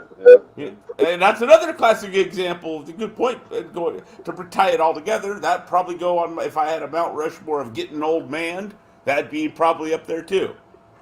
Ironically enough, it'd be George getting old man by Ali, and then George old manning Michael Moore. Yeah. What goes around comes around, man. He did completely. He knew exactly what. Okay, one of my favorite knockouts is when he took Jerry Cooney out, like that uppercut. The first combination, like the uppercut was crazy. He just walked right into him. He threw the uppercut. He walked past him and he was throwing it because he was crafty, isn't he? He's very crafty. It looked like he was walking past him, and on the way here, take this. It was like he was brushing dust off of his shoulder with the final punch, man. Just like, get out of here. That was crazy, man. That knockout was crazy. Yep. If I recall correctly, he had gigantic hands. Yeah, he did. He had gigantic hands. Just naturally, he talked about heavy-handed, just natural power. Yeah, like you saying, Bruce. Like when I saw Jerry fighting Spinks, I was thinking maybe Spinks would output him. No way was I expecting Spinks to be out punching Jerry Cooney. That was crazy. That was absolutely crazy. Just too fast, too Just too technically sound. fast, too Jerry active. Cooney, yep, and Jerry Cooney for all of his virtues was always a one-handed fighter in my opinion. Yeah, left hook. Yeah, he did rely on the left hook too much. Though. Yeah. Yeah. That's what hurt him against Ali. I'm not Ali against Holmes. Larry. Yeah. That's what hurt But him. he landed some hellacious body blows, low blows. I mean, even shots to Larry's jaw. Larry was probably the best. That was probably Larry's finest night that night. His finest performance. That one, the Cooney fight. I think the Mercer fight was really good. Oh, the Mercer fight was. That's when Larry. You know something? I can tell you this as an American. I always gotta. I love it when this comes up. I'm telling you guys, that is when America really completely like embrace. You could see it in Larry's face afterwards because they were chanting Larry, and but it was like, you know what I mean. He could feel he got the love finally that he should have gotten 10 years prior. Beats. In other words, he finally got the. He found the fountain of youth that night. Yep, and after that, Larry Holmes finally was, because before that, I think at least in Larry's mind, he hadn't been, you know what I mean, accepted into the pantheon, let's say, and I think let me tell you something about Larry Holmes. Let me tell you something about Larry Holmes. Easy to hate, no doubt about it. Yeah, Larry opened his mouth at all the wrong times. He said all the wrong things. I mean, Larry didn't give a fuck. Let me tell you something about Larry Holmes. Like at the time, I didn't know what the feel, because when I'm watching him fight Mercer, I said, why is he turning his body like that? Oh, that's the Philly shell, bro. He put the Philly shell on Mercer, and he put it on Holyfield as well, because he didn't have the legs. So he put the shell on both of them. He gave Holyfield. Didn't he cut Holyfield's eye? Oh, one of the worst cuts you ever seen. One of the worst cuts you ever seen, just about. Yep. And by the way, Oliver McCall fight is no one-sided thing No either. disrespect to Holyfield. If he fought a prime Larry Holmes, he probably won 3 rounds at the most. Yeah. Oh well, there's the first couple rounds Larry backs him into the corner, and Evander just eating uppercuts and counter punches. Yeah. Did you know Larry had a contact lens in his eye that night too? He did? Yeah. Oh yeah. Wow. Oh, motherfucking Larry. He said he got knocked out within the second or third round, but he had it in there, soft contact. Wow. When he came back to fight Tyson, he got some mice splattered him, man. Like the sound of the punch. I don't know if they were putting some like equipment to make the dubbing of the sound of the punches sound crazy, but the first punch, it like exploded through my TV speakers. It was like, what is that? Crazy. And then the best part is if you watch the finish closely, you see that Mike comes in for the finish, and Larry goes to throw an uppercut, and his right hand gets stuck in the rope. And so he's wide open when Mike comes in with the left hook. Yeah, it's crazy. Absolutely. Absolutely, man. Now, of course, Larry, he insists that Don basically came, and knocked on his door and drug him off the couch, 6 weeks ahead of time, or with 6 weeks' notice. Yeah, whoever thought he'd have as many fights in his second career as he had in his first? I mean, there was supposed to be a George Foreman and Larry Holmes fight made up at the Astrodome, but there was some promoter, and he gave him a bad check on the down payment. Couldn't come up with the money, and the fight was called off. The fight was. I've always heard that George never wanted any parts. I love George, but I've always heard he never wanted no parts of Larry Holmes. No, but George was.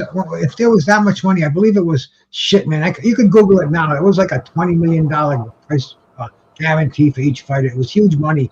And one thing about George would not turn down the dollar. Oh, especially early in the comeback because he was like trying to get money for his church or something like that. See, they had to recycle George, man, like because Tyson was running for everybody because he ran out of opponents. Like, it was Revolta versus Jeff Sims. Like, Mike had already beat Revolta, but Don wanted to recycle him. You know what I mean? To give Mike an opponent, but he beat Jeff Sims, but he looked terrible in it, and they had to pull him. They had to pull him out of the fight with Mike. Yeah, Mike was just running for everybody, man. Cleared out the division till Buster Douglas got him. Oh, I mean, it was something to see. A lot of people don't realize how dominant Mike Tyson was in those 3 years. I mean, it was, you could say the heavyweight division was weak, but you're still talking names like, like Tony Tucker and Pinklin Thomas and Michael Spinks and Larry Holmes. And it's, dude, he had to work hard to beat some of them guys. So Tony Tucker was not an easy fight. That wasn't Tony Tubbs was highly skilled. Yeah. Oh yeah. The first round he outclasses Mike. Yeah, he does. He does. And then for some ungodly reason that I will never understand, I remember this from seeing it live beats. Going, what is he doing? He goes shoulder to shoulder on some freaking Rocky Marciano. You know what it was, yeah? It was that I was talking about that combination earlier today. You know what combination he took from Mike? What fucked him up? It was that right to the body and the uppercut to the head. After that, he was done. He took them shot, but after that, he was just sitting target, and Mike finished him with that left hook. Yeah. You know well, he started fighting that Carmen Basilio, shoulder to shoulder style. I'm like, what are you doing? What are you doing? No. Crazy. He's asking to get knocked out. That was in Tokyo. Yeah. That's the thing. Yeah, Buster wasn't the first time into it, but yeah, Mike, like you said, the only person that you could say from that era that he didn't quote unquote fight, and who knows how possible it would have been was Witherspoon. Yeah. Tim. That's the only person he didn't fight. Everybody else he wiped out. So what do you want from him? Yeah. What more do you guys want? And by the way, when he came out of jail, who does he fight? I know you like this. He fights Razor fucking Ruddock. That was before jail. Was it right before? I'm sorry. Yeah, just before. Okay. Hey, listen. Holyfield, I got into serious arguments with people. Holyfield didn't want to fight Ruddock. And both hang on. Newman wasn't putting Riddick in with no punches. I was going to say, nobody. Nobody wanted to fight Ruddock. Yeah. I'll tell you, Mike was really gangster building that fight. I remember him, I want to get you with those big lips, he said to Razor. I mean, he was crazy, man. He was nuts. He was fucking crazy. But the second one, the promo Mike says, if one of us doesn't die, it don't count. Yeah. But Mike said himself that fight, the second fight, finished him and Ruddock. Yeah, he said Ruddock. It was weird to hear at first, but when he explained it, I understood. He said Ruddock is the guy that stripped away the aura. It wasn't Douglas. He said it was Ruddock that stripped away the aura. He said because he second fight was brutal, man. Second fight was brutal. Mm-hmm. Second fight was brutal. You know what I mean? It was a brutal fight. I'll tell you, Razor Ruddock was something too, man. He had that crazy hybrid uppercut hook. He called it the smash, the shovel, whatever the hell he called it, man. Yeah. Remember when he hit Michael Dokes with that punch? Oh, when he hit Dokes, I thought everyone thought Dokes was dead. Yeah. Weaver, he looked like he killed Weaver too. Yeah. He dropped Morrison, but Morrison came back. Yeah, Morrison came back, man. Morrison came back. Lennox, like by the time he fought Lennox, I think the Tyson fights took too much out of him. Yeah. Hey, he just fought not more than 3 months ago. He had the James Toney exhibition. I'll tell you, did you any of you guys catch that? It was entertaining as hell, bro. I saw bits of it. I did not see. I'll tell you, I mean, we're not looking at it like it was Ali and Frazier, but it for what it was, it kept my attention for the 8 rounds or whatever they did. Mike Dokes was a good flipping heavyweight too. Oh, he was one of the best, bro. He was fast. Remember that fight he gave Holyfield in '89, Ring Fight of the Year? That was a serious fight, bro. Unbelievable. And the first fight with I'm sorry, the second fight with Mike Weaver. Oh, the draw, yeah. That's what ruined. I got just from again. This is, I think, a casual fan's perspective, especially. That really hurt his reputation. Everybody thought Weaver won. Yeah, everyone thought Weaver won, and they said that he was out partying, coking it up before he fought Corsia. But Corsia beat the brakes of him that day, bro. He fought a beautiful fight, man. Yeah, I remember reading an article in Ring Magazine about Michael Dokes on New Year's Day. He was in Vegas in a bathtub full of champagne, hookers everywhere, bowl games on the big screen, and I mean he was talk about a guy who blew it all real fast. And I mean, man, what a great competitor, a great amateur, man. But I'll tell you though, the drugs got the best of him, like we were talking about at the beginning of the show. What the cocaine that fucking took it all from certain fighters, and Michael Dokes is one of the early victims. He had some nice combinations, didn't he? Nice combination punching for heavyweight. Dynamite Dokes. Incredible hand speed. Incredible hand speed. Great hand I'll tell you, he had a fight against Randall Tex Cobb. It was a thing of beauty. I mean, he was hitting the Cobb with everything, and you know, Cobb wasn't going to go down. Yeah, and Cobb was even coming back with some punches of his own too. Real interesting fight. Randall Tex Cobb, man. Like, remember, because he went to this with Dokes, like you say, Holmes, and it was D. Collier, a journeyman, who took him out. Like D. Collier, yeah. Yeah, I've never seen that fight. Did you ever seen that, Bruce? The knockout or Doke? I don't think I've seen it. I've read about it and heard about it, but I haven't seen that one. It's almost like I've seen Michael Dokes get knocked out so many times. I almost don't want to see him get knocked out again, you know? Yeah. Man. Crazy, man. Crazy. But he was definitely Don King's favorite for a while. Well, and the Coetzee knockout, if I recall correctly, wasn't that part of that whole continuous juggling of the WBA title? Yes, it was. Yes, it was. Because Coetzee lost in his first defense against Greg Page. Over in South Africa, no less. Page actually had to go over there. He had to go over there. David Bay wouldn't go over there, and you know, because he had convictions, and Greg Page said, "Fuck it, I'm gonna go." Well, that's not what happened, right? What happened was, right? Remember, Don King signed up with that group who was against apartheid. So he had rights on Coetzee's next defense after he beat Dokes. So what he did, he kind of did he sell the rights or whatever? He sold the promotional rights. To his son. Yeah. Did he sell it to his son? Oh, Carl. It was Carl King. Carl King, right? Yeah, Carl and then King. Greg Page went over to, is it Pretoria? They had the fight. And Carl King.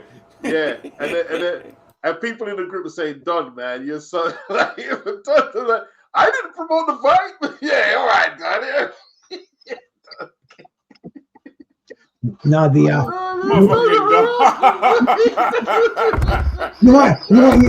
want to talk about how loyal Don King is? That was the fight where Don King walked over the prone body of Michael Dokes to go congratulate Harry Coetzee for knocking him out.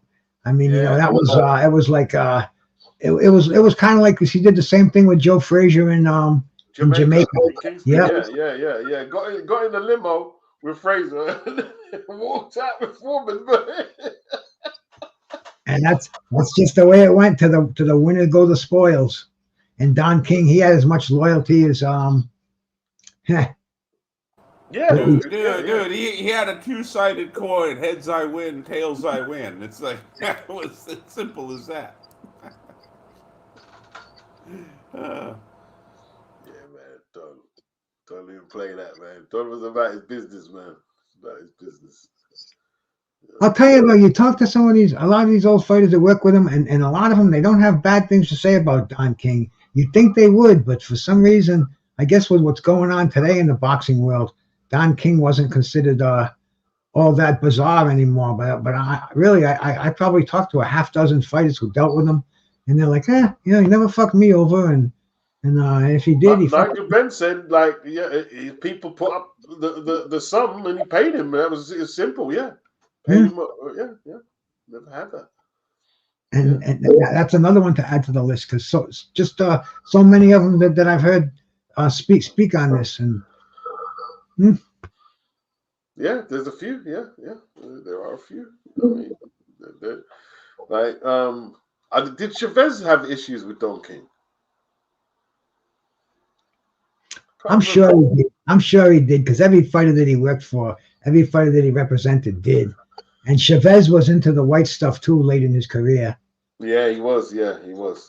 I'm sure if we delve into that subject and we had a historian up here who knew Chavez, I'll bet they had some fucking nose to nose, maybe even come to blows the way Don King. I mean, he was street all the way. That's an original G right there. Yeah. Don came off is it Cleveland? Yep. Here's the thing about Don King. Okay.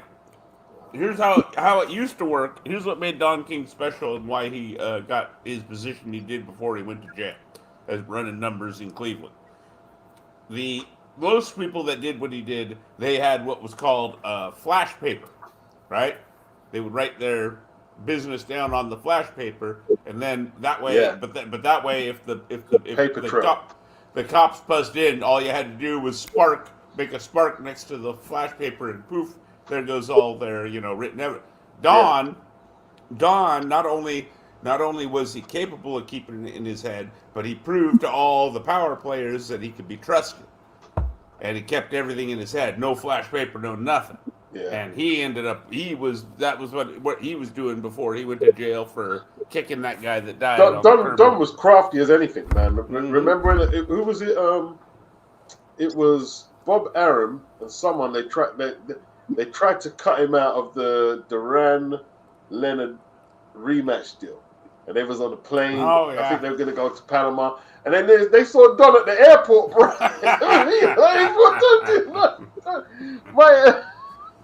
Only in America. Dude, Don King is one. I mean, Don King is one of those dudes that literally, like, to my understanding, read his way out of jail after because he went to prison for manslaughter. Yeah. I believe it was after he was running numbers. They couldn't prove he was running numbers, but you know what I mean. They got him on the manslaughter, whatever. But yeah, he would spend all his time in the library and got himself out of there early. Yeah, Don. Smart. Yeah, dude, smart. Like, hey, say what you want to say about Don. Sharp. He was in his day. Sharp motherfucker. Motherfucker. Yeah, definitely. You know, but it is what it is, man. Like, it's a different era. You obviously wouldn't get away with a lot of the practices today with the Muhammad Ali Act, and boxers don't get treated like they used to at one stage. So Well, if we're being real, you can really honestly say Don King is the reason for 90% of the precautions, like you say. But like the Muhammad Ali Act probably ought to be called the Don King Act. That's true. That is true. Might as well be called the Don King Act. So I mean, he forced them to change at least. I mean, I don't know, but hey, it's like as a fan, how much can you complain? Dude, how many fights did that guy give us? Right. I mean, that were just beyond classic. Too many. Yeah. It's just like when the mob ran things. It's like, okay, what are you gonna do? Do you not want to see Sugar Ray Robinson fight? Or do you? Well, at the same time, the mob kept a lot of the Black Murderers Road fighters out, and Oh yeah, absolutely. Again, I didn't mean that as an exoneration. I'm just saying it's the way they've done some horrible things to fighters of all colors as well, man. You know what I mean? Well, yeah, they tried. Remember, we talked earlier. They basically tried to kill Ray Arcel, or at least hurt him and make him shut up. They screwed over Ike Williams so bad, man. Mm. You know what I mean? screwed him over really. But he's one of the Murderers Row guys, is he not? Ike Williams? No, well, his name doesn't come up.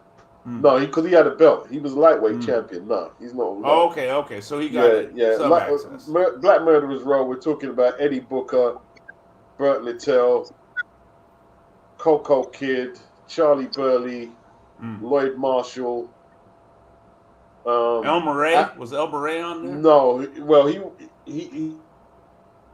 the murder he doesn't come up as a Black Murderers Row. Aaron Wade, because they ended up all fighting each other. Yeah, but I guess you could say El Murray. I guess you could, That guy, I checked out that guy's resume. I've never seen so many DQs. I've never seen so many DQs in my life, Beats. Yeah, Violent El Murray, man. Violent El Murray. He lived up to the nickname. He has like double-digit DQs on there. Yeah. Big puncher, though. Big puncher. Yeah. Not much. Is there any film of him, actually?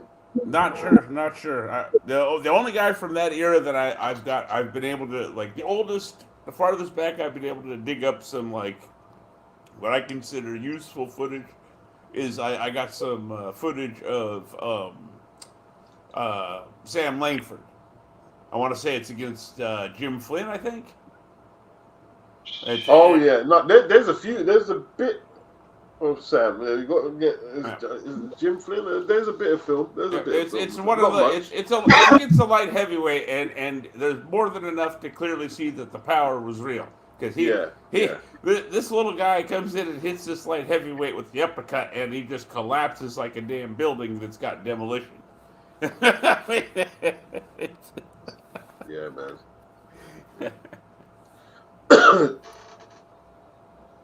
There's a lot of fighters, man, who were kept out, though, from doing their thing. A lot of fighters, man. And Sam just happened to be one of them. Like, was it Obi Walker, the Bearcat? He had nearly 100 fights heavyweight.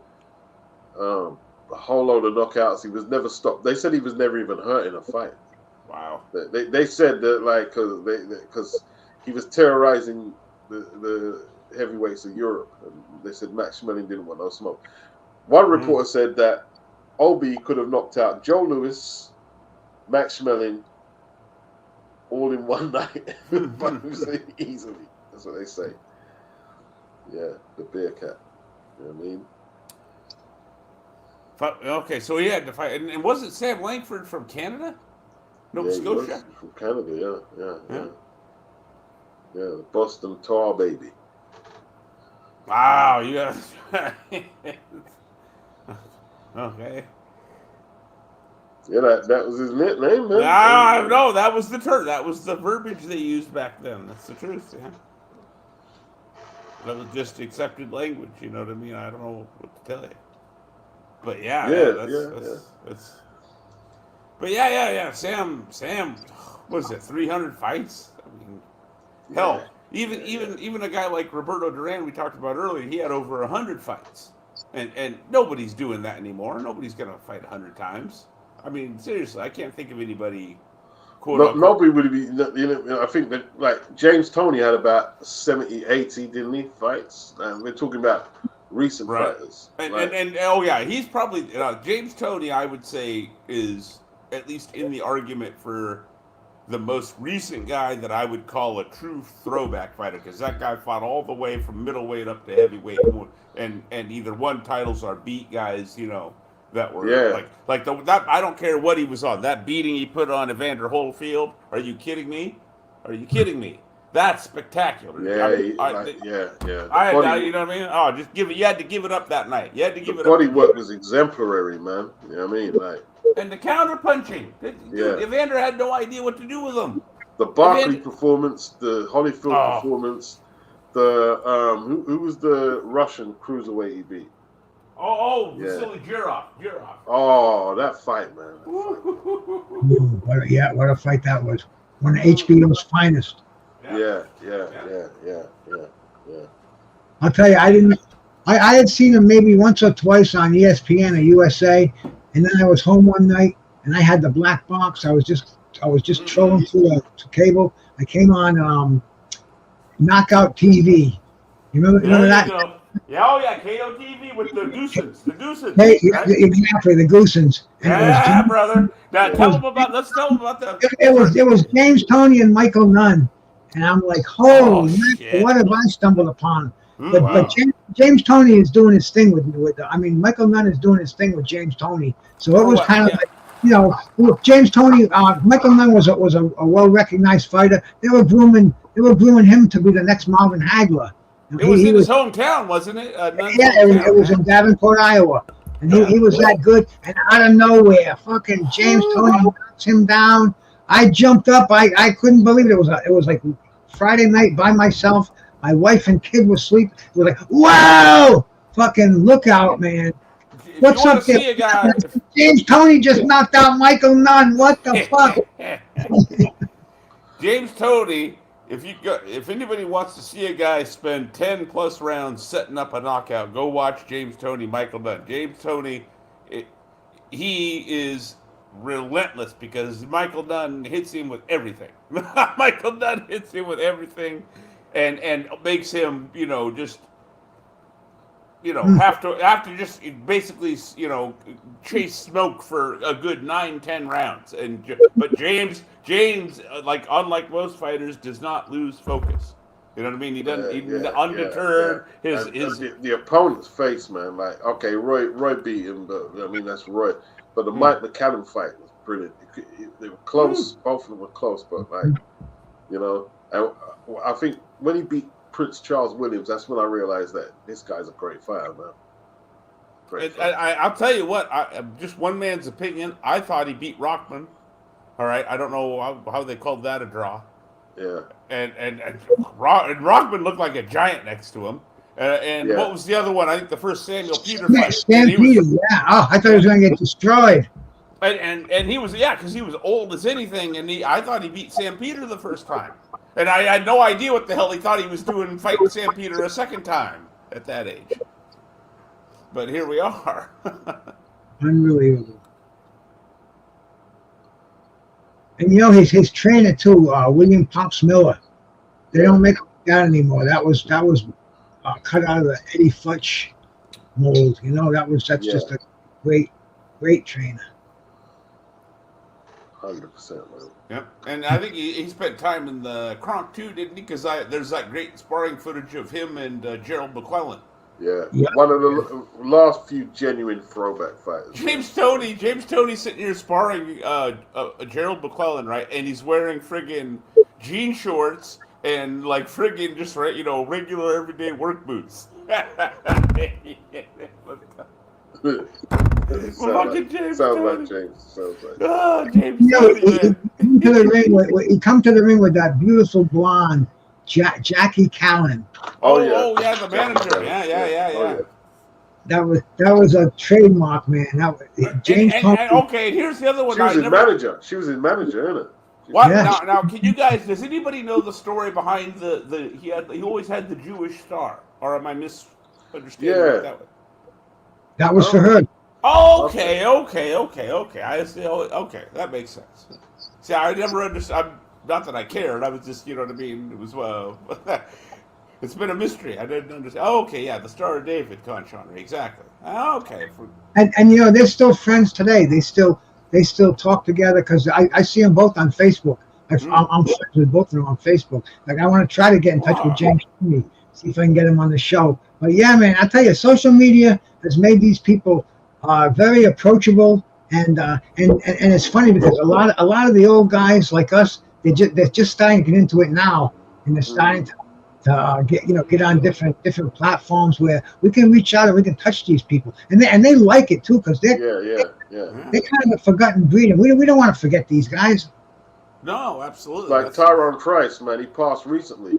But I got the interview with him, like one of the few, maybe the only interview that he's done, and he was speaking about like the beef he had with James Toney. I mean, Tony pulled out a shotgun on him.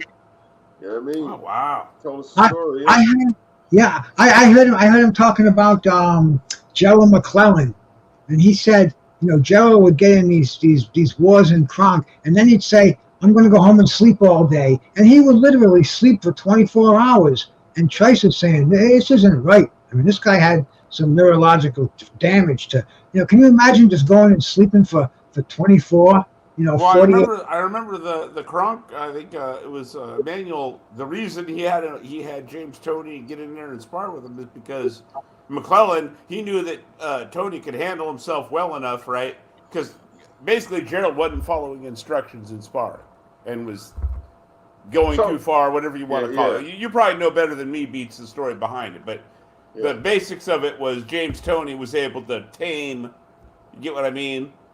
Tame McClellan and keep him from getting too froggy in sparring, and that's why he got called in.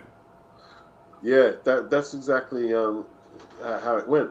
But tell me, so Gerald was sleeping for 24 hours? 24 hours, yep. You see, in the second fight with Julian Jackson, you could see him doing that blinking stuff that he was doing with Ben. He was blinking from Ben. He took some heavy shots. It gets forgotten because of how he wiped Julian Jackson up, but he got hit with heavy shots in both fights, if memory serves. And Julian, we all know Julian only really had to touch you once, to change your life. Yeah. Hmm. Yeah, Jackson hit too hard, man. Oh. Too hard for his own good. I'll never forget poor Reg Gutteridge call on the Harold Graham fight. Oh no! Everyone followed him. Dude, looked like a tree got cut down in the timber. That was crazy. He was, and they showed the slow-mo beats. His eyes are closed. He looks like he's asleep before he even finishes falling to the mat. Brutal, absolutely brutal. And he was styling on him, Beats. He was styling on him. Yeah, he was. He nearly had the title won. Like, Julian's eye was swollen up. Like, and Errol thought he was gonna get the finish, and he just caught him, man. Just caught his little short, compact shot.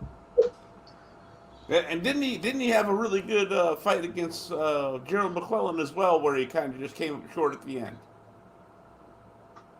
Harold Graham. Not McClellan. Not McClellan? Who am I thinking of? It was he had there was some other contender he had he was in that mix. Brewer. Brewer.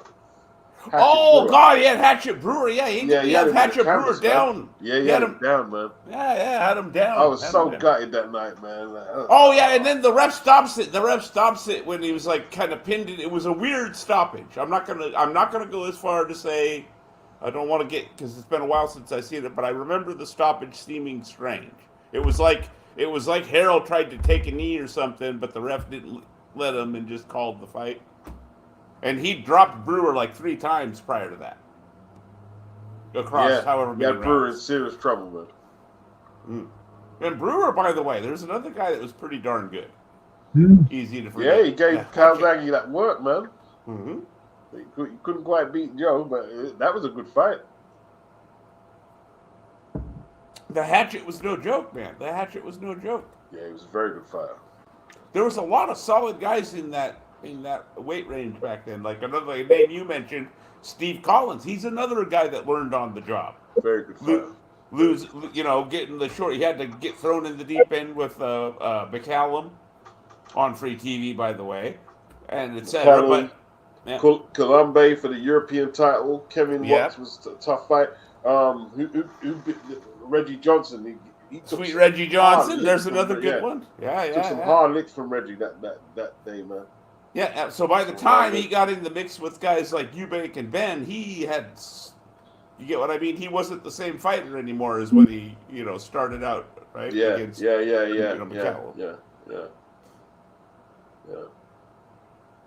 They relocated, man. They realized, man, there's easy money in England. And he ended up cleaning up Ben and Eubank. And then he got out. And then he gets out right before Calzaghe. Right before the Calzaghe defense. I'm retiring.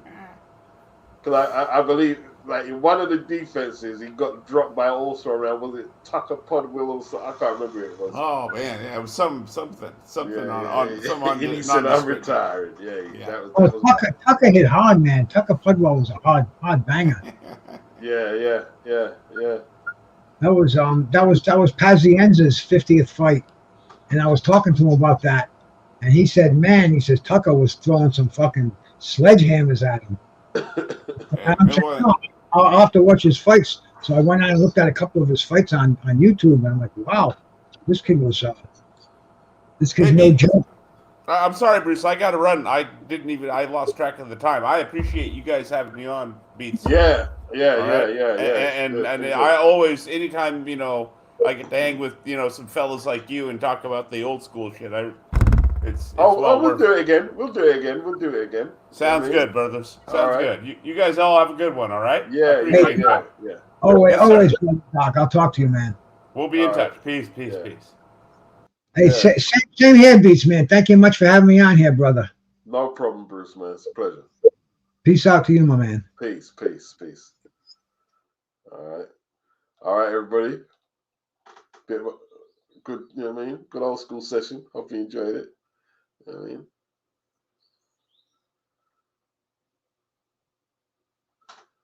Do you remember Don King getting done contractually with the Eubank? Ben, yeah, because it ended up a draw tone. Yeah, I remember. He was pissed. Don was pissed. I mean, Don was proper pissed. All right, Conchulery, big up. Mark Leacock. Michael Doakes KO was the worst. Lennon, big up Lennon. He said, my dad would get me up in the middle of the night for those fights. Yeah, it was worth getting up, man. Afro Jam. There was no revenge. Him and Ali were different people. Big up Afro Jam.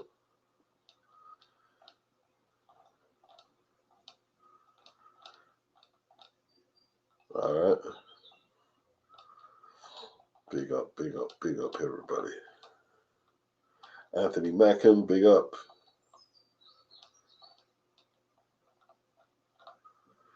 Mr. S, big yourself up.